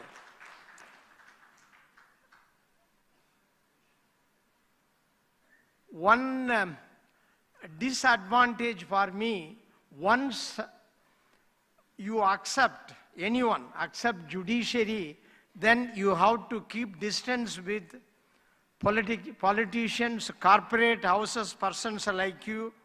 It is like a sannyasi, because everyone have some problem. They have to come to court. So I maintained nearly 2 years, except my parents and my children. I don't know anybody. I missed all functions.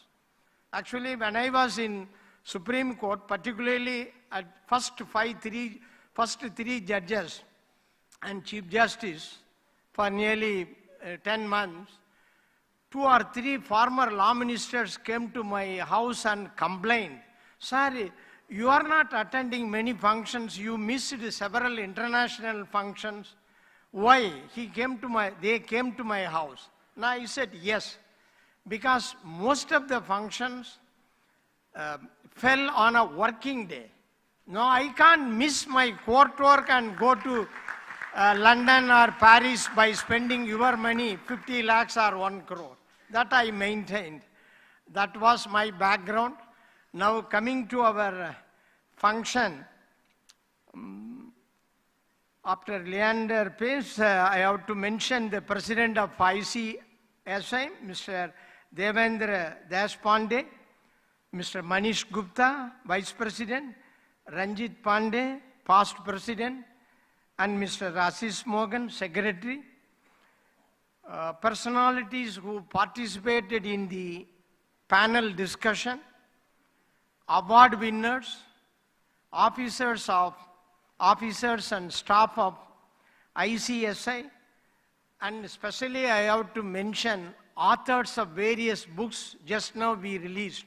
At the end of my speech, I am going to mention about their books. Dignitaries present here, friends in media, both print and electronic. Good evening to everyone.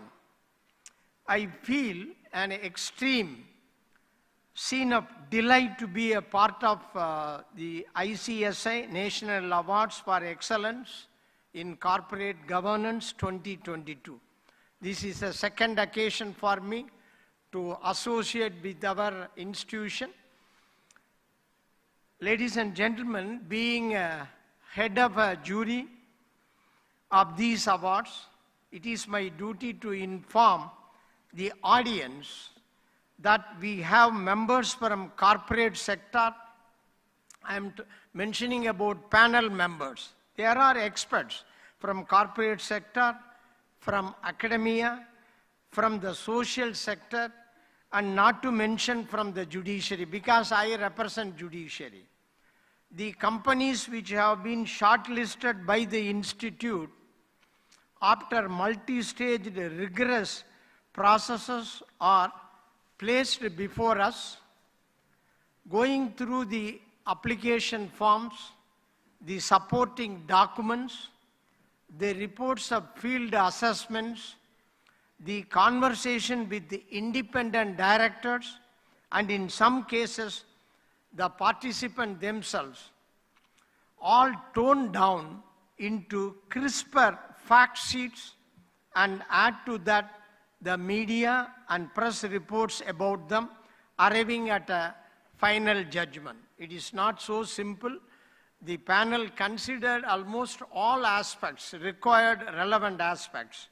Now, if I am to bring that to the scenario of ICSI awards, the initial years must have been dedicated to laying of processes and procedures, to planning out how things should be done, to setting benchmarks, and to guiding the companies striving for excellence. However, with each passing year, it is a shared delight to see new additions in the list awards, with the increasing focus on the ESG elements and the rolling out of the business responsibility and sustainability reporting framework by SCBI. The Institute has been equally forthcoming in launching of an award this year dedicated to business responsibility and sustainability, that is the BRS Awards. As the chair of the jury, it gives me great pleasure to congratulate all the companies who have participated for having inhibited and trying to imbibe excellence in governance practices, responsibility in business activities, and sustainability in marking their presence and existence in corporate world. With all the winning companies present here and the participating companies having joined us both physically as well as virtually, I am sure that the question crops up at this moment is very simple one. The discussions and the deliberations, the thoughts shared, the personal experiences added, bring us to the final list of entities which shall be awarded today. The Institute surely undertakes this exercise of selection with extreme commitment and diligence towards its vision to be global leader in promoting good corporate governance. But the corporates both winning and participating, as well as those aspiring, need to have this understanding that winning these awards or even participating in them is not just an annual activity undertaken in one corner of the organization. Rather, it is a lifelong commitment to not only to adhere to applicable legislations. Now, I am not going to elaborate various acts or pursue the filing of forms with diligence, but to strive for excellence, excellence in our approach, excellence in our action, and to top it all, excellence in governance. Corporate governance has become more relevant in recent times because of chain of financial and corporate scandals worldwide. A good corporate governance scrutinizes the transparency and accountability of firms' governance related issues and helps to access whether the firm is better or poorly governed. In this era of privatization and globalization, to inculcate good performance, good corporate governance is very in every sector. Good corporate governance in every sector is a prerequisite. If we as a nation wants to brand ourselves as a role model for international business and investment. Friends, the vision New ICSI 2022 is intended to stand in alignment with the vision New India of our Honorable Prime Minister to contribute and play its expected role in nation building through imparting knowledge, empowering youth, women empowerment, sustainable governance, and strengthening economy. The members of ICSI serve the trade and industry and play an important role in the area of corporate laws, security laws, corporate governance, advocacy, and appearance before various tribunals and other statutory authorities. This specialized role of modern company secretary has emerged to position them as one of the key governance professionals within the organization. Corporate social responsibility is all about corporate giving back to our society. The company secretaries are expected to be known about the legal and technical requirements with respect to CSR in order to guide the management and the board. The strong desire to compete and succeed in the global economy drives Indian business enterprises to integrate CSR into a coherent and sustainable business strategy.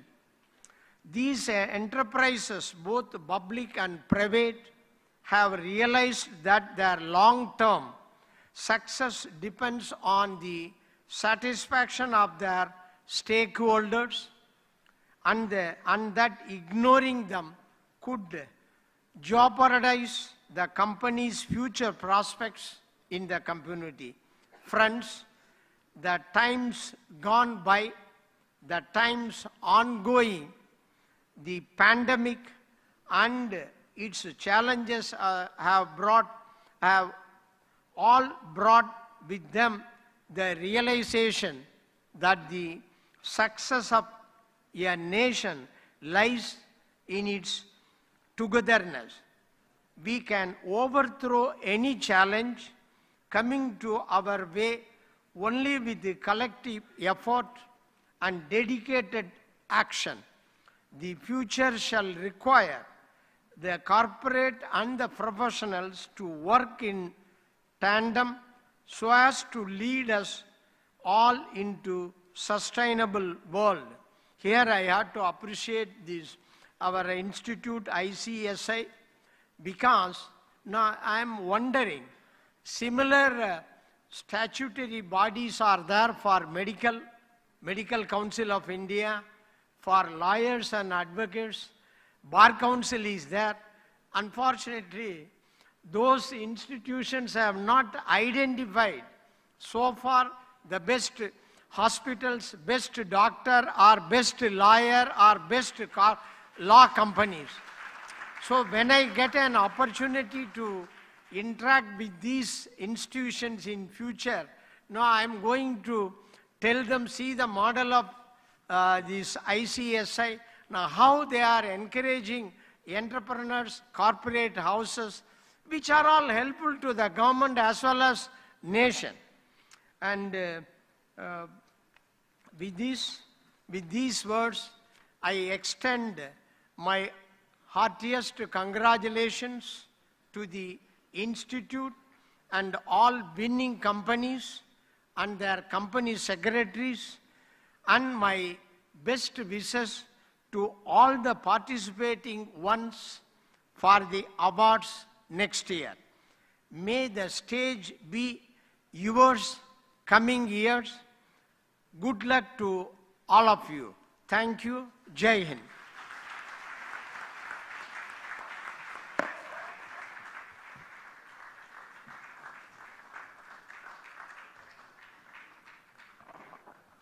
So thank you so much for that invigorating address. It sets the tone for celebrating excellence through the awards now. And now we have the big moment of the presentation of awards, ladies and gentlemen. We'll start with the Corporate Social Responsibility Awards and get a preview of what the ICSI CSR Excellence Awards are. Philanthropy and social responsibility have been a part of Indian culture since ages.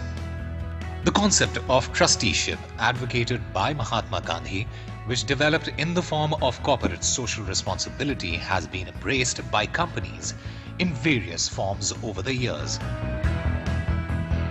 Recognizing and promoting CSR amongst Indian corporates, the Institute of Company Secretaries of India instituted the ICSI CSR Excellence Awards in the year 2016.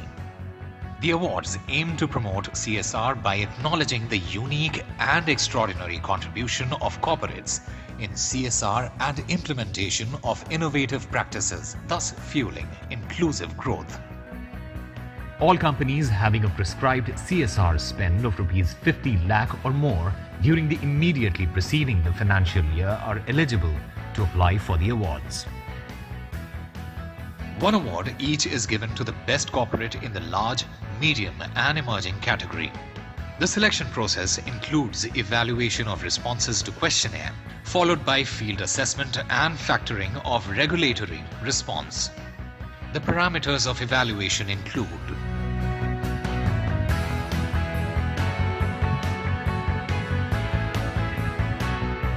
the final selection is done by the eminent jury.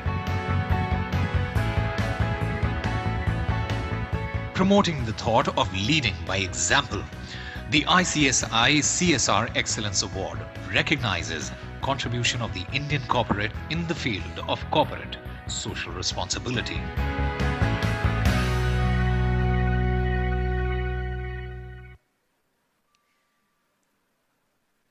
Ladies and gentlemen, the ICSI CSR Excellence Awards will be awarded under 3 broad categories: large, medium, small and emerging.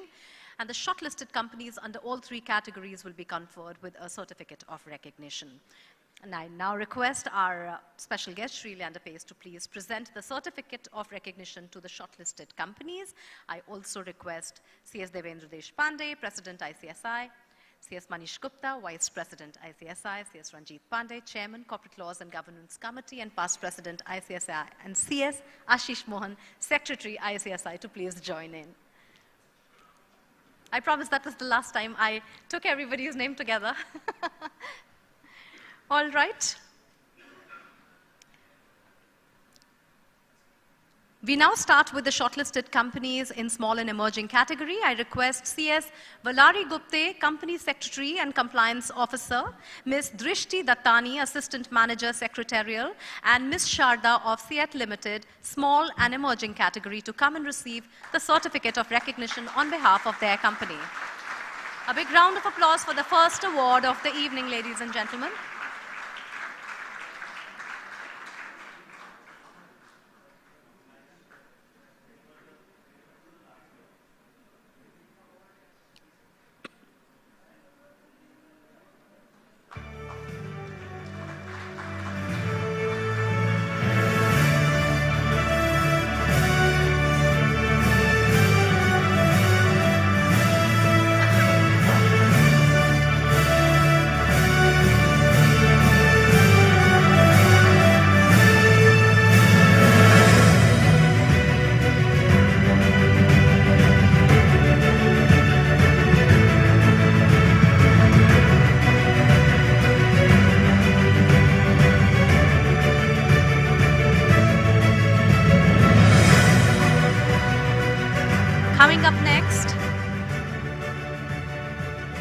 Manoj Bhargav, Group General Counsel and Company Secretary, and Ms. Vasudha Bagri, Manager, Legal and Secretarial of India Mart Intermesh Limited in the small and emerging category, to please come and receive the certificate of recognition.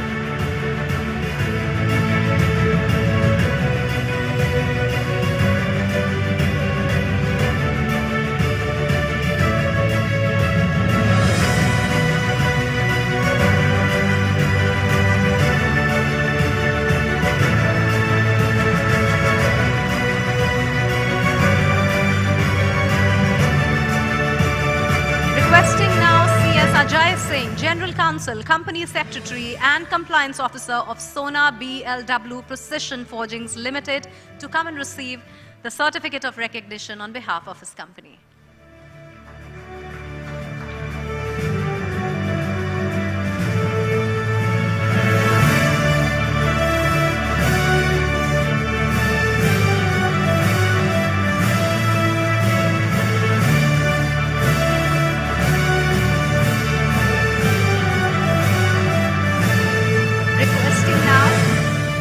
Sushil Sharma, Company Secretary, and CS Puran Rathore, Assistant Company Secretary of Vaibhav Global Limited, to please come and receive the certificate of recognition on behalf of the company.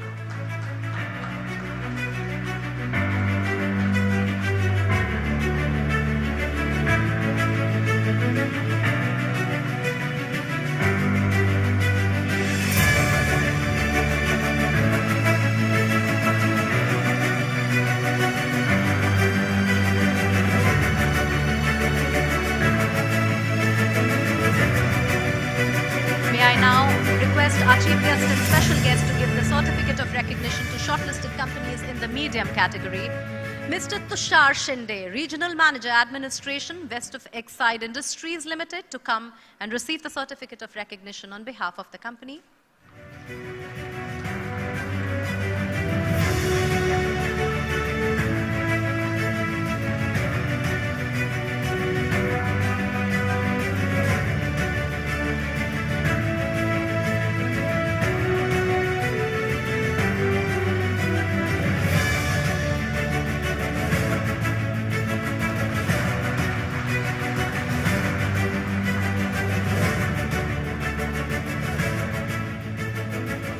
Requesting now Ms. Yogita Apte, Lead CSR of Persistent Systems Limited in the medium category, to come and receive the certificate of recognition.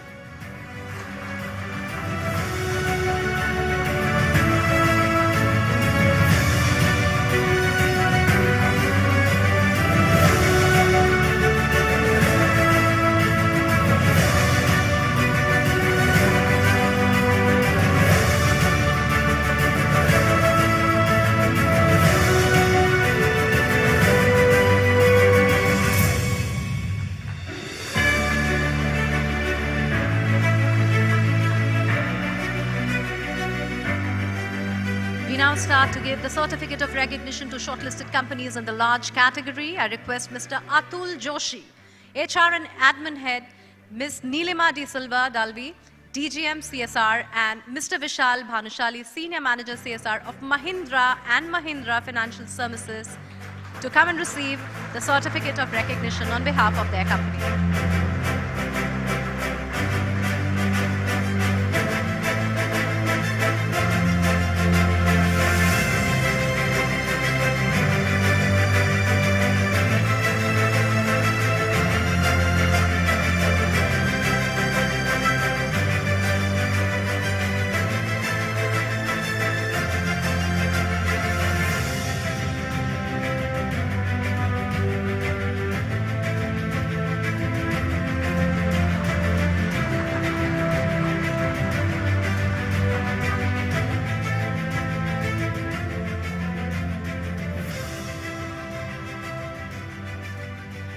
A big round of applause for also a certificate of recognition which is being given to National Stock Exchange of India Limited. We don't have their representative here, but a big round of applause nevertheless for them.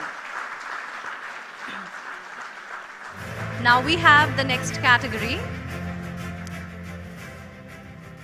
In the CSR Awards, our first CSR award is for Best Corporate in the Small and Emerging category. And I request our chief guest, Honorable Justice P. Satyasivam, to announce the winner. The envelope is with you, sir.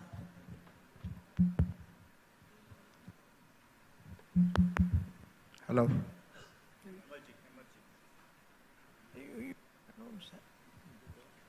So Best Corporate and Emerging category, AkzoNobel India Limited. Congratulations.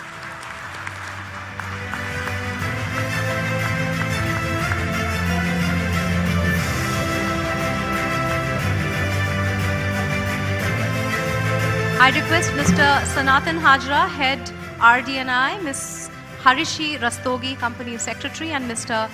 Parthasarthi Chandgar, CSR Lead of AkzoNobel India Limited, to come and receive the award on behalf of their companies.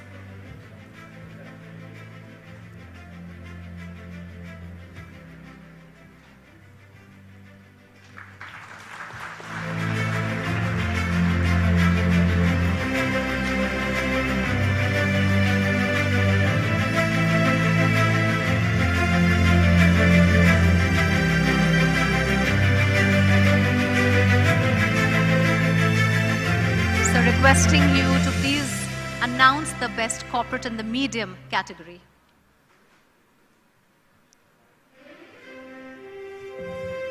So Best Corporate in Medium category, Balrampur Chini Mills Limited. Congratulations. I request Mr. Manoj Agrawal, Company Secretary and CSR Head of Balrampur Chini Mills Limited, to come and receive the award on behalf of the company.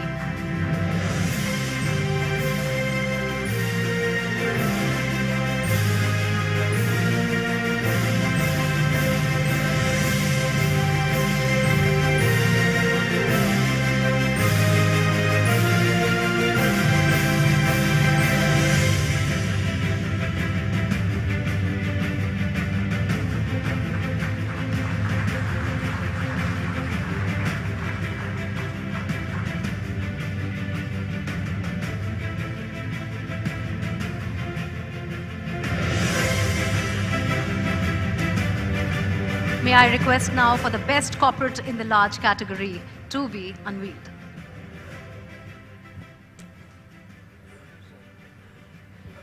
Best Corporate in Large category goes to Central Coalfields Limited. Congratulations. A big round of applause. I request Mr. H.N. Mishra, Director Personnel, Mr. Amrish Pradhan, Company Secretary, and Mr. Balakrishna Ladi, General Manager CSR of Central Coalfields Limited, to come and receive the award on behalf of the company.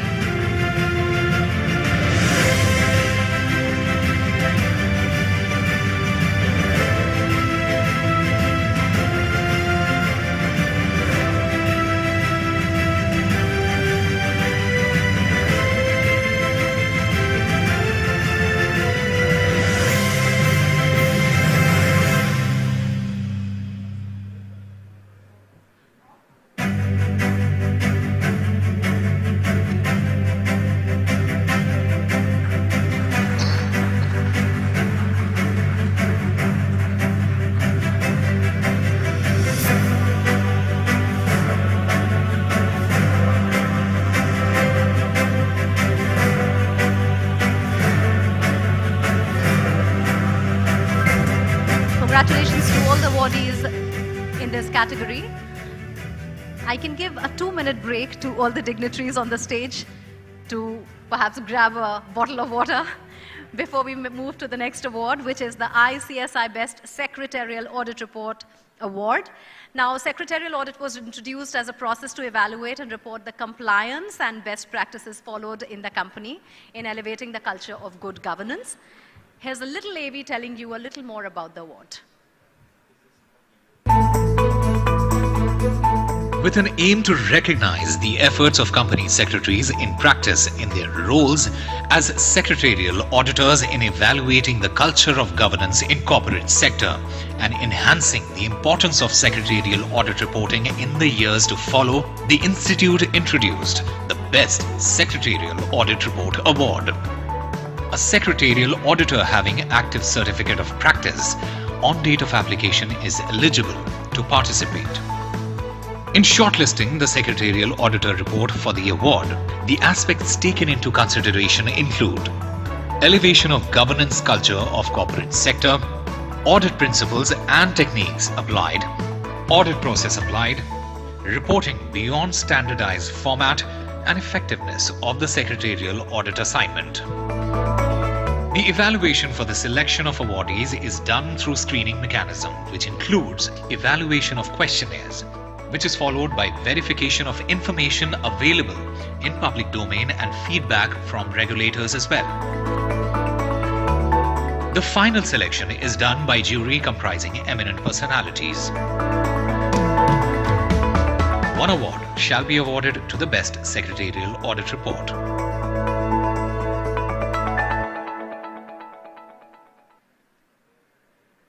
All right then, Mr. Deshpande, looking forward to you to announce the winner of the Best Secretarial Audit Report Award. ICSI Best Secretarial Audit Report Award goes to CS Sunny Gogia. Put your hands together, ladies and gentlemen, for CS Sunny Gogia.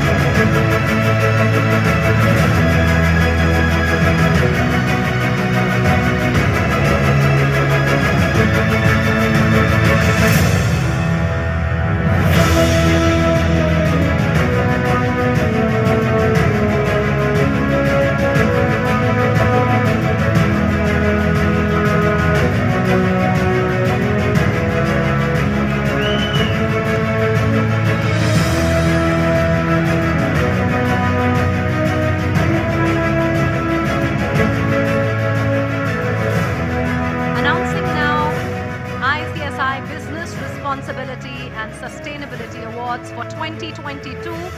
May I request Mr. Pace to do the honors.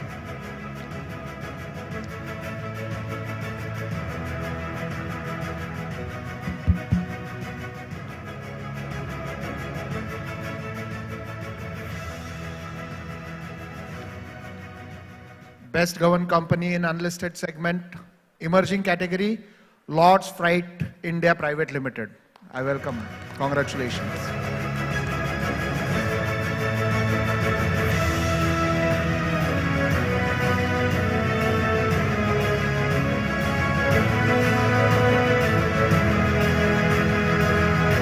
We have CS Rajendra Chopra, Company Secretary, and Mr. Rajesh Vasudevan, Vice President, EHS and ESG of Cipla Limited, to come and receive the award on behalf of their company.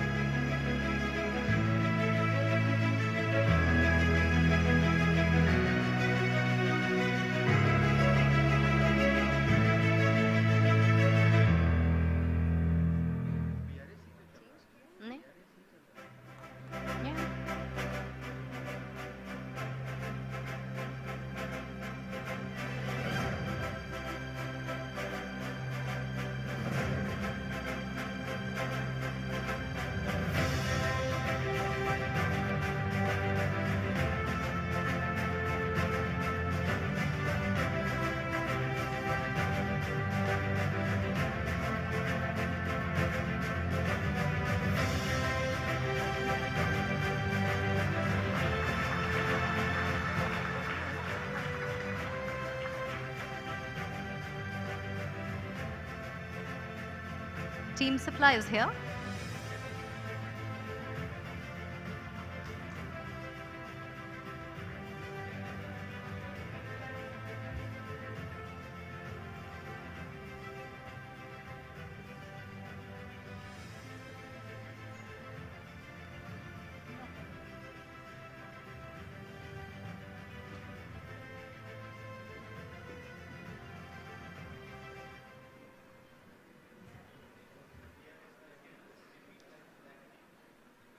Just a second.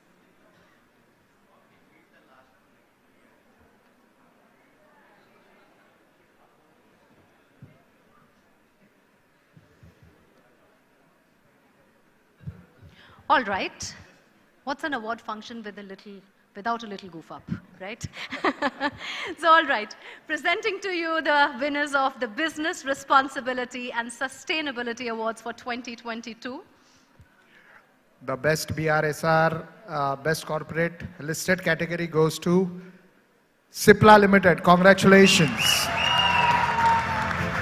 And from Cipla, we have CS Rajendra Chopra, Company Secretary, Mr. Rajesh Vasudevan, Vice President, EHS and ESG of Cipla Limited, who are coming to the stage to receive the award on behalf of their company.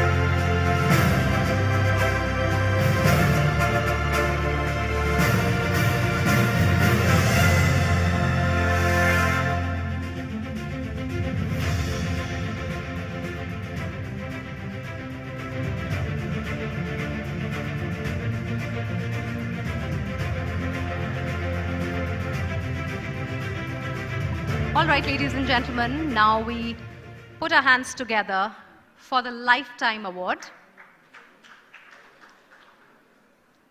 And to do the honors of announcing, Mr. Deshpande.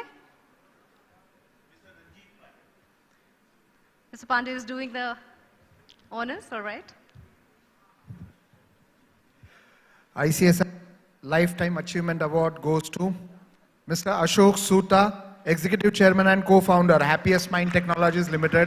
I request Ashok Soota ji to please be on the stage.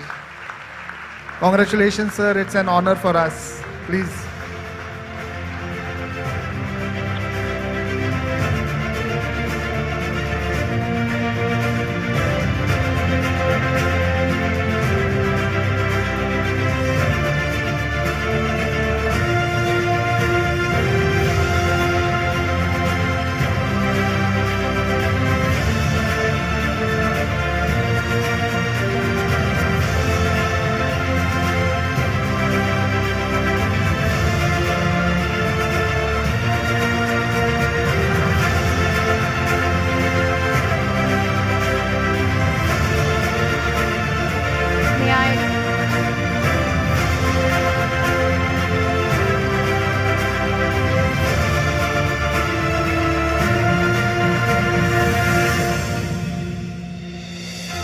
I request everybody to take their place on the dais. And Mr. Soota, can we have you on the podium, please? Mr. Soota, can you please take the podium and address us?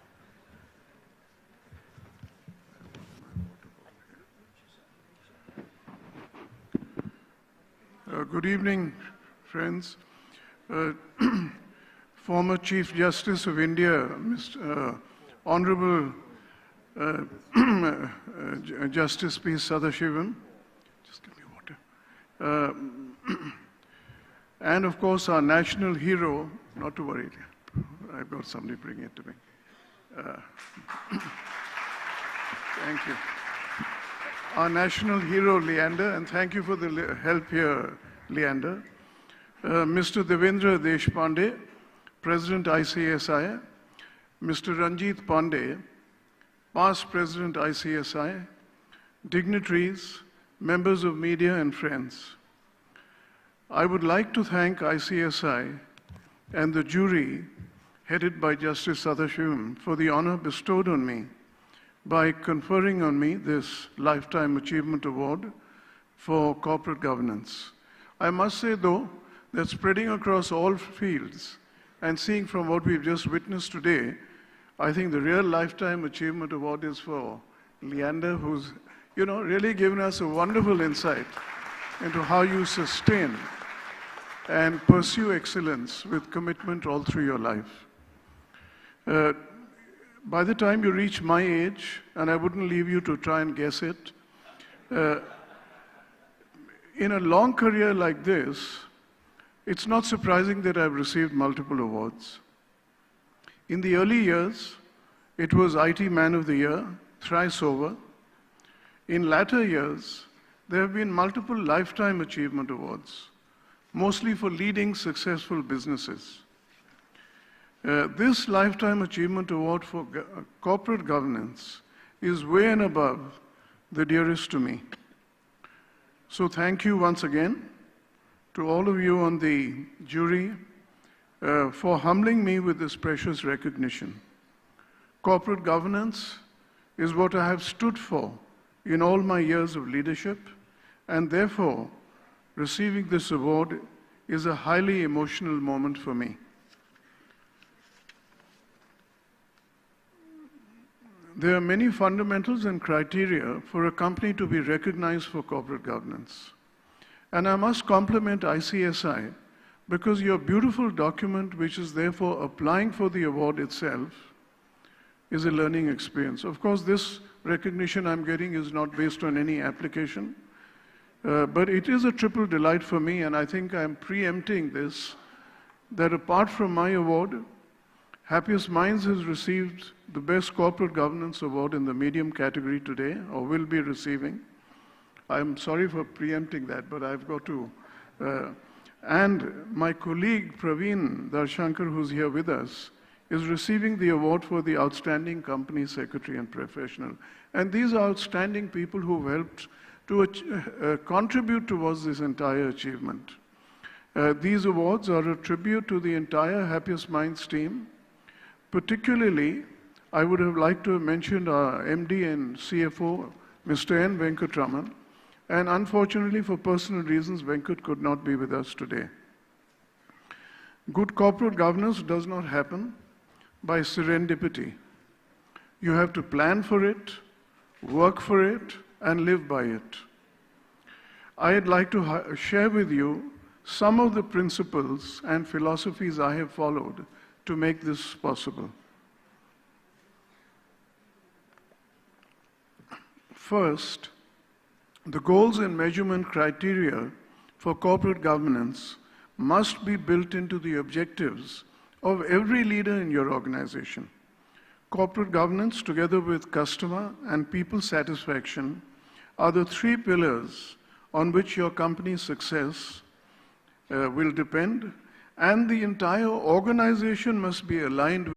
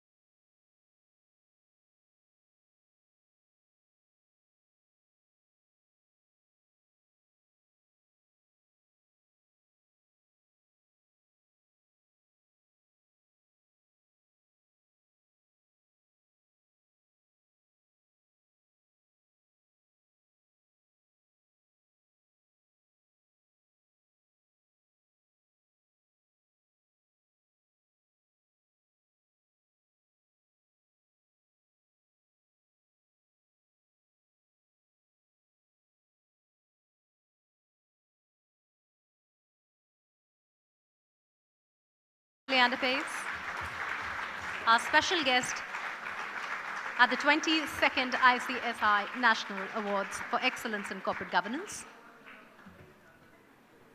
Thank you so much, Mr. Pace, for your time.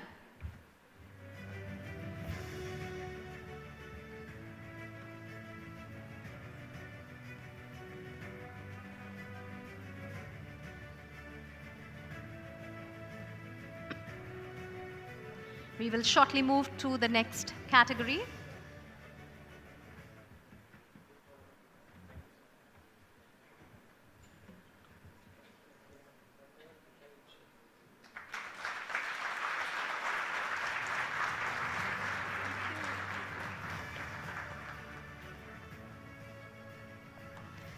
Moving now to the next set of awards, ICSI Corporate Governance Awards 2022, and we are also now listing these under large, medium, and emerging categories. The shortlisted companies under all three categories will be coming to collect their certificate of recognition. We start with certificate of recognition to shortlisted companies in unlisted segment emerging category.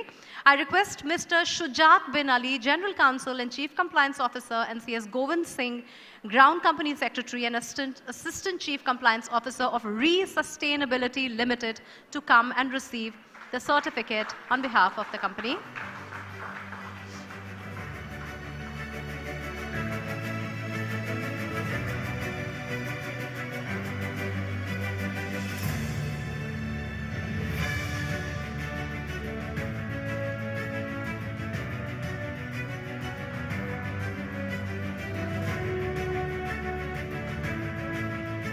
In unlisted segment medium category, I request Mr. Vikash Kumar Jain, Chief Financial Officer, and Mrs. Gunjan Methi, Company Secretary of Hexaware Technologies Limited, to come and receive the certificate of recognition.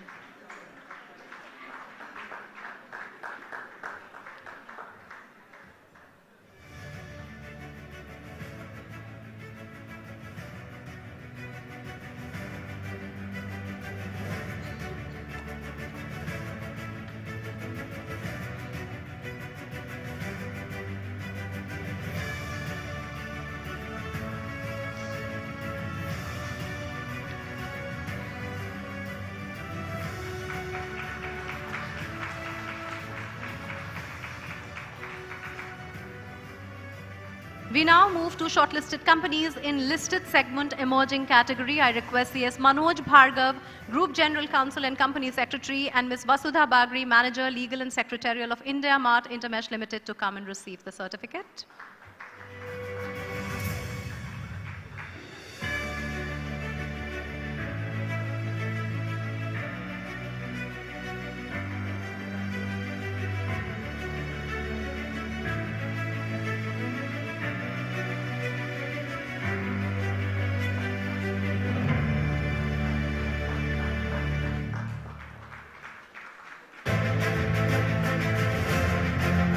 We now move to listed segment medium category. Mr. Vimal Jain, Chief Financial Officer, and CS Manmohan Parnami, Company Secretary of AU Small Finance Bank Limited, to come to the stage and receive the certificate of recognition.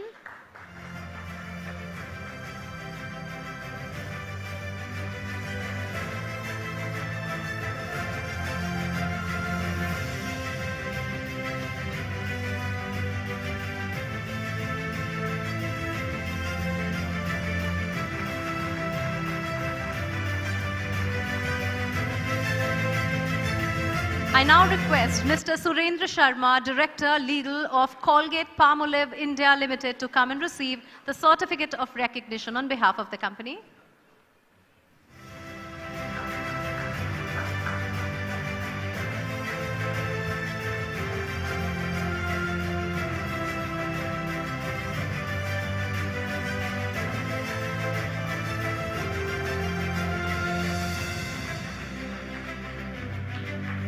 Coming on stage now, Mr. Yogesh Patel, Chief Financial Officer, CS Narayan Shankar, Company Secretary, Mahindra and Mahindra Limited, CS Ruchi Khanna, Company Secretary, and CS Sheetal Jain, Manager Secretarial of Mahindra Logistics Limited, to come and receive the certificate of recognition on behalf of their company.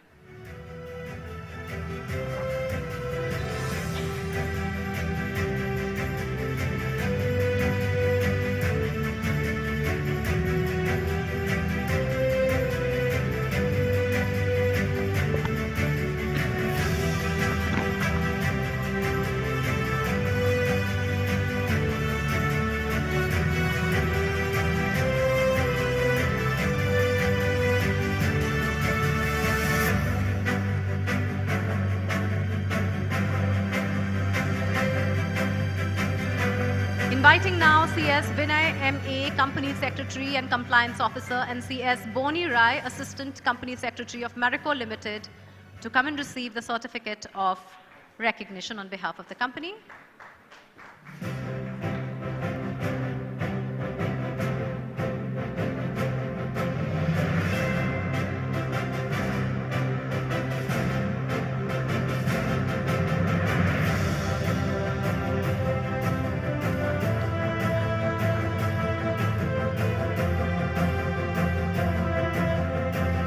Requesting now CS Bijal Desai, Senior Vice President, Corporate Affairs and Company Secretary Group, and Ms. Renu Kini, Manager, Secretarial of the Indian Hotels Company Limited, to come to the dais.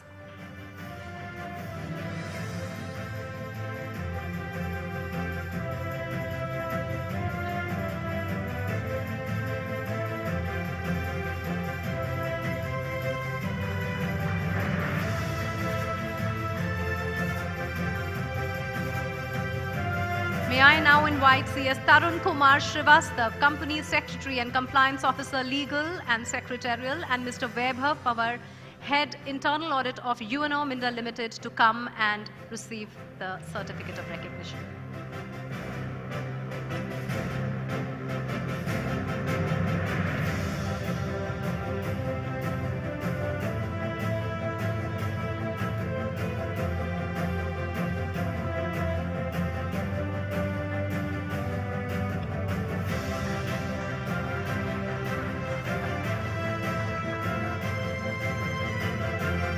I now request Mr. Govind S. Srikhande, Independent Director, CS Megha Tandon, Company Secretary and Compliance Officer, and Mr. Prateek Dhingra, Senior Executive, Secretarial, Department of V-Mart Retail Limited, to come and receive their certificate of recognition.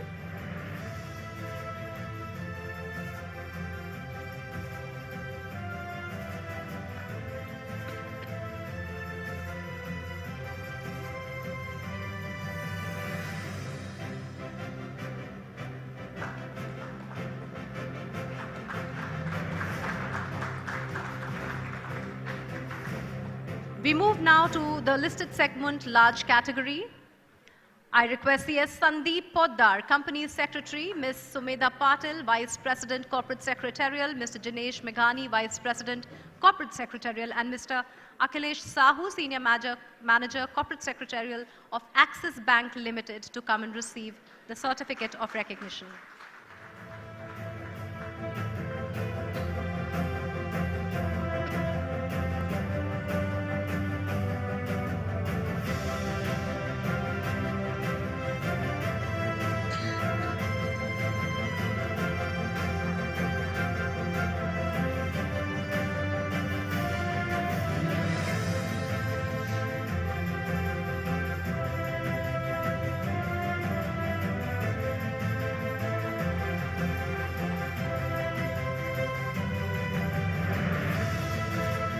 I now request Mr. Dinesh Jain, CS Rajendra Chopra, to please come and receive the certificate of recognition for Cipla Limited.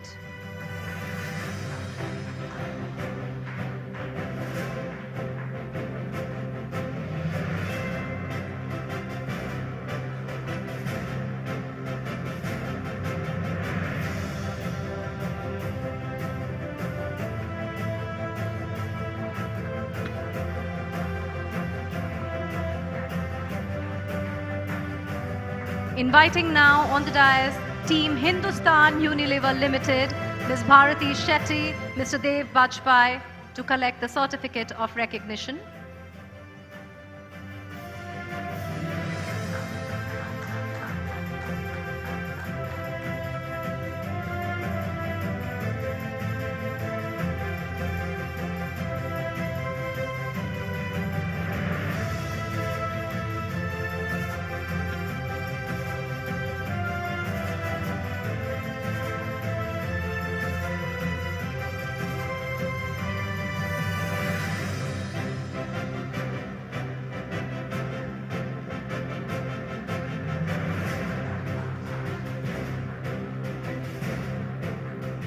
Inviting now Team Housing Development Finance Corporation Limited to come and receive the certificate of recognition on behalf of the company, Mr. Ajay Agrawal, Company Secretary and Compliance Officer, Ms. Snehal Rembalkar, Manager, Secretarial, and Ms. Radha Dingankar, Deputy Manager, Secretarial.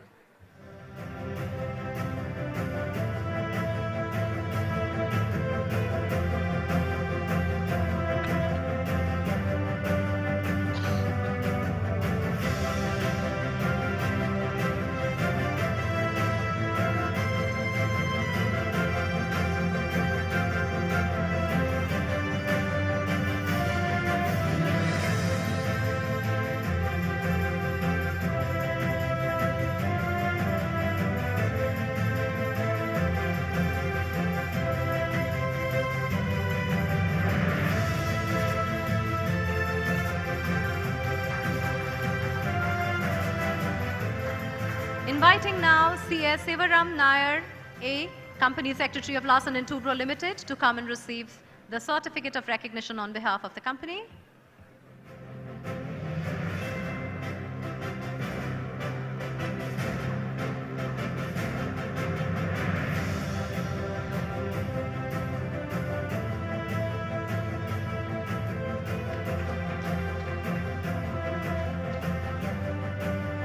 I request now Mr. Sanaullah Khan, Senior Vice President and Company Secretary of Wipro Limited, to come receive the certificate of recognition on behalf of the company.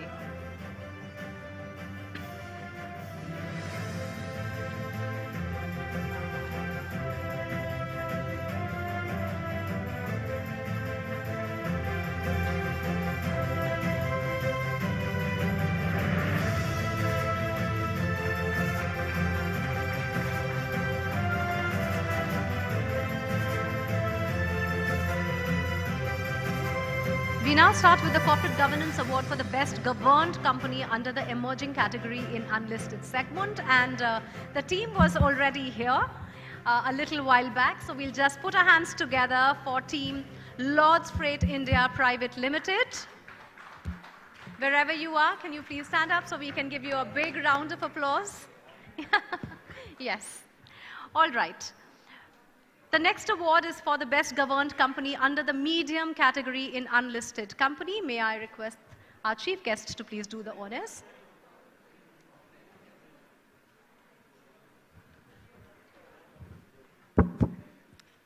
The Best Governed Company in Unlisted segment, Medium category, goes to Future Generali India Insurance Company Limited. Congratulations. Please. I request Mr. Anup Rao, Managing Director and CEO, and CS Ashish Lakhatia, Chief Legal and Compliance Officer and Company Secretary of the company, to please come and receive the award on behalf of the company.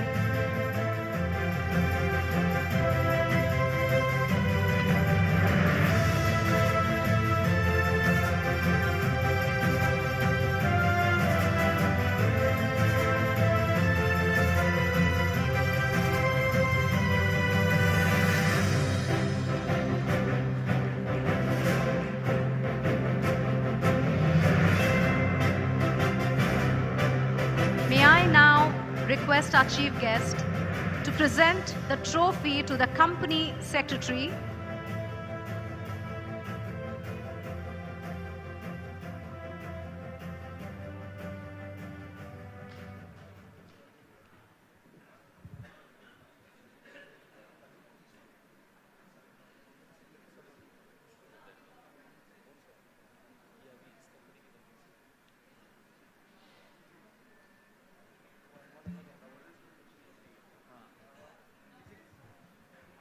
The Governance Trophy for the Governance Professional of the Year in the Unlisted Medium category goes to CS Ashish Lakhatia from the Future Generali India Insurance Company Limited.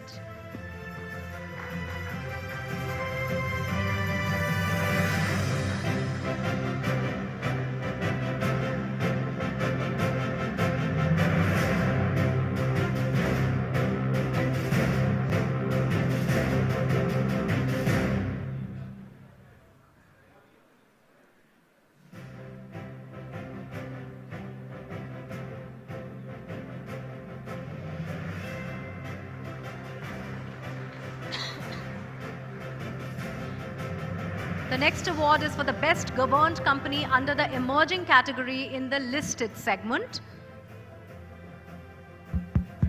May I request Mr. Deshpande to do the honors?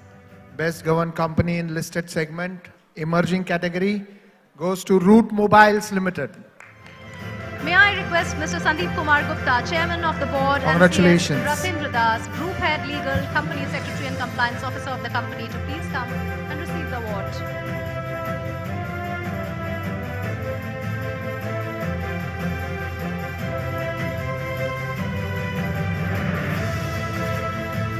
CS Rasindra Das also receives the Governance Professional of the Year award.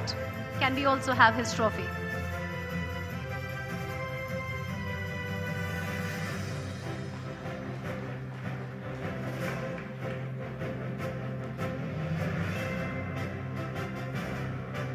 The next award is for the Best Governed Company in the Medium category in the listed segment.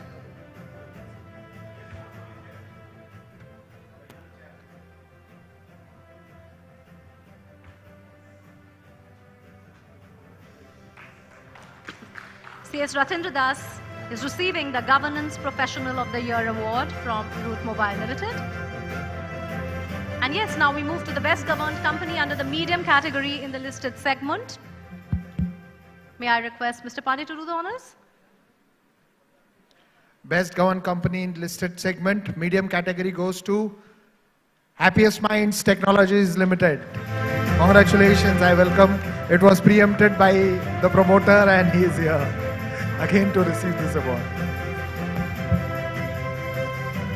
CS Praveen Kumar Darshankar also gets the Governance Professional of the Year.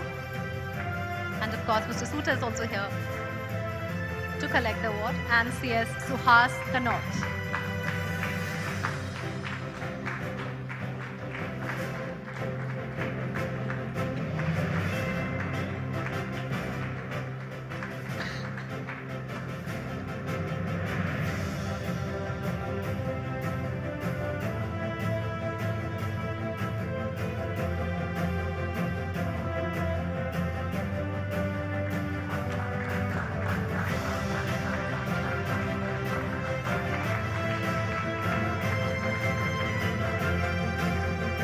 We now move to Best Governed Company under the Large category in listed segment.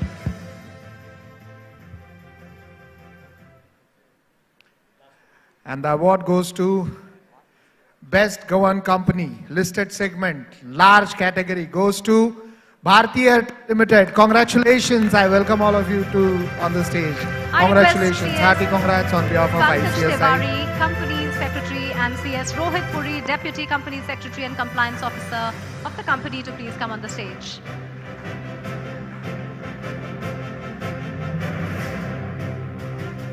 CS Pankaj Tiwari is also getting the Governance Professional of the Year award.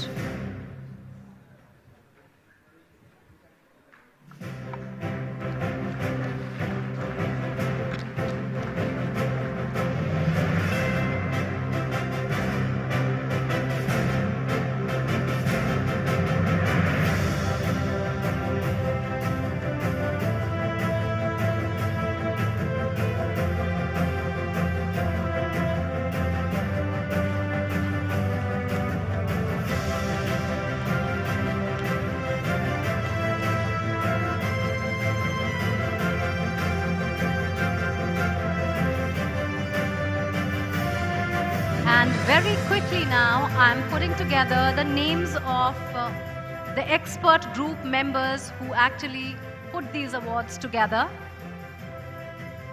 May I request the expert group members to please come?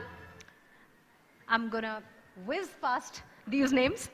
All right, CSK Setu Raman, CS Ajay Kumar Sancheti, CS Ashok Kumar Jain, Mr. Girish Joshi, CS Murli Manohar Jain, CS Narendra Gangan, CS Priyadarshini Mahapatra, CS Rajiv Jha, CS Rajnikant, CS Ranjit Pandey, CS Rohit Gupte, CS Rumali Mahesh Malwankar, CS Sachin Mishra, CS Sandeep Poddar, Mr. Sriram Subramaniam, and CS Suresh Savalia. Expert Group CG Awards.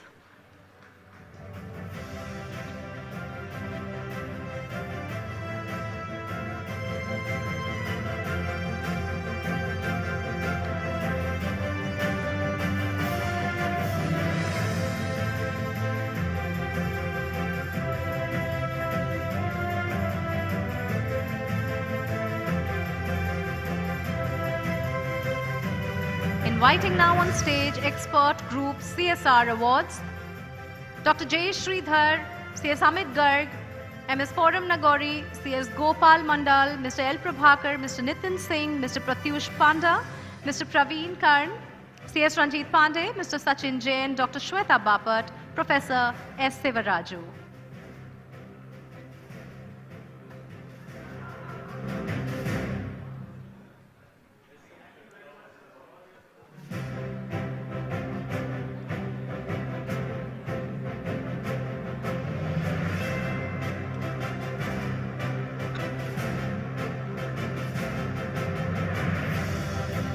I now invite Expert Group of BRS Awards, CS B. Murli, Dr. Aditi Haldar, CS Ajay Jaiswal, Shri Hemant Gupta, Shri Pratyush Panda, CS Priya Subramaniam, CS Puneet Bansal, Shri Rijit Sen Gupta, Shri Shankar Venkateswaran, and CS Subroto Kumar.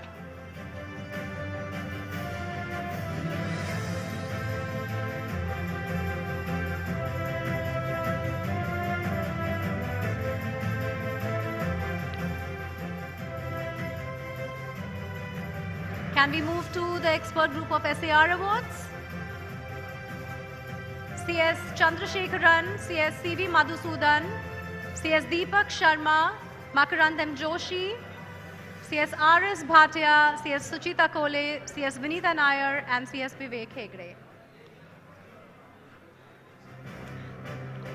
And now for the last category of Expert Group of PCS Awards, CS KS Ravichandran, CS Chetan Gupta, CS Jayan K, Makarandam Joshi, Ravi Verma, CS Rupali Agrawal, and CS Vishal Rai. And may I request Mr. Deshpande to please present our chief guest with a memento.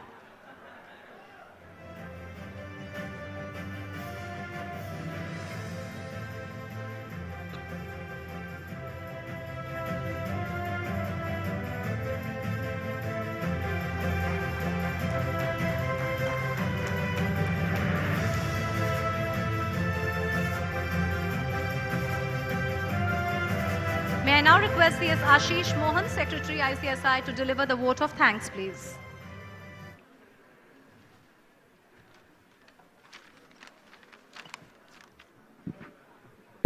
Thank you, Mugdha.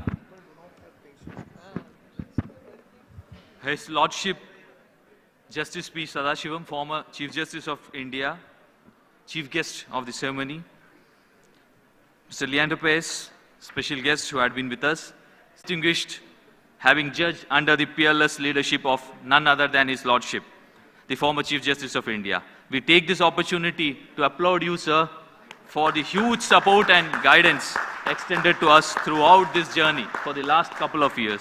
Thank you. And I would like to give a special thanks to the anchor, Mugdha ji, for navigating the entire program. Thank you. Thank you.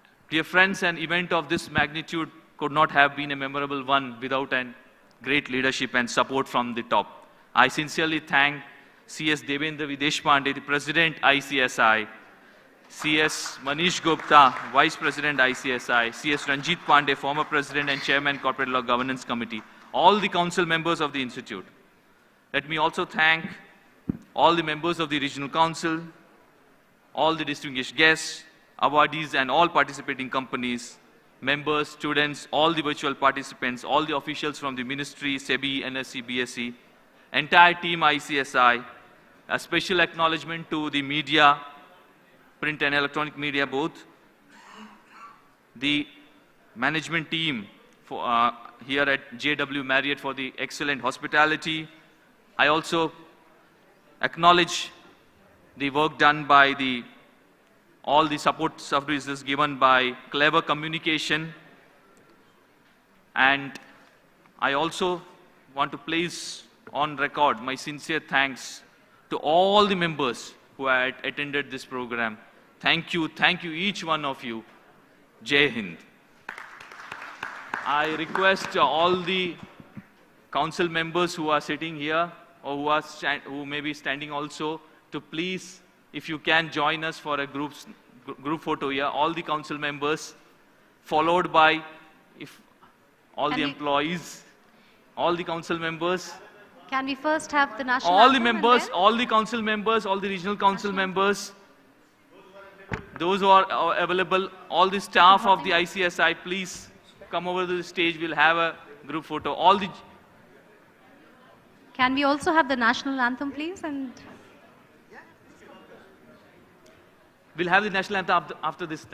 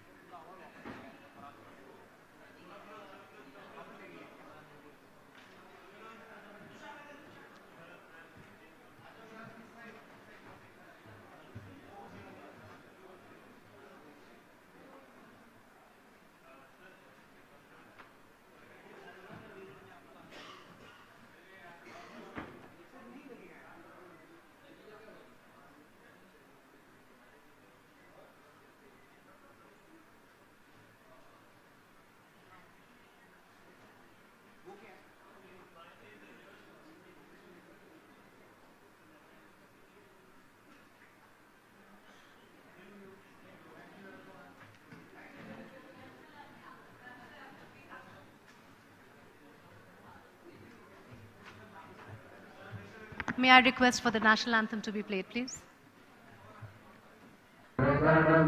अधिनायक जय हे भारत भाग्य विधाता पंजाब सिंधु गुजरात मराठा द्राविड़ उत्कल गंगा विंध्य हिमाचल यमुना गंगा उच्छल जलधि तरंगा तब शुभ नामे जागे तब शुभ आशीष मांगे गाहे तब जय गाथा जन गण मंगल दायक जय हे भारत भाग्य विधाता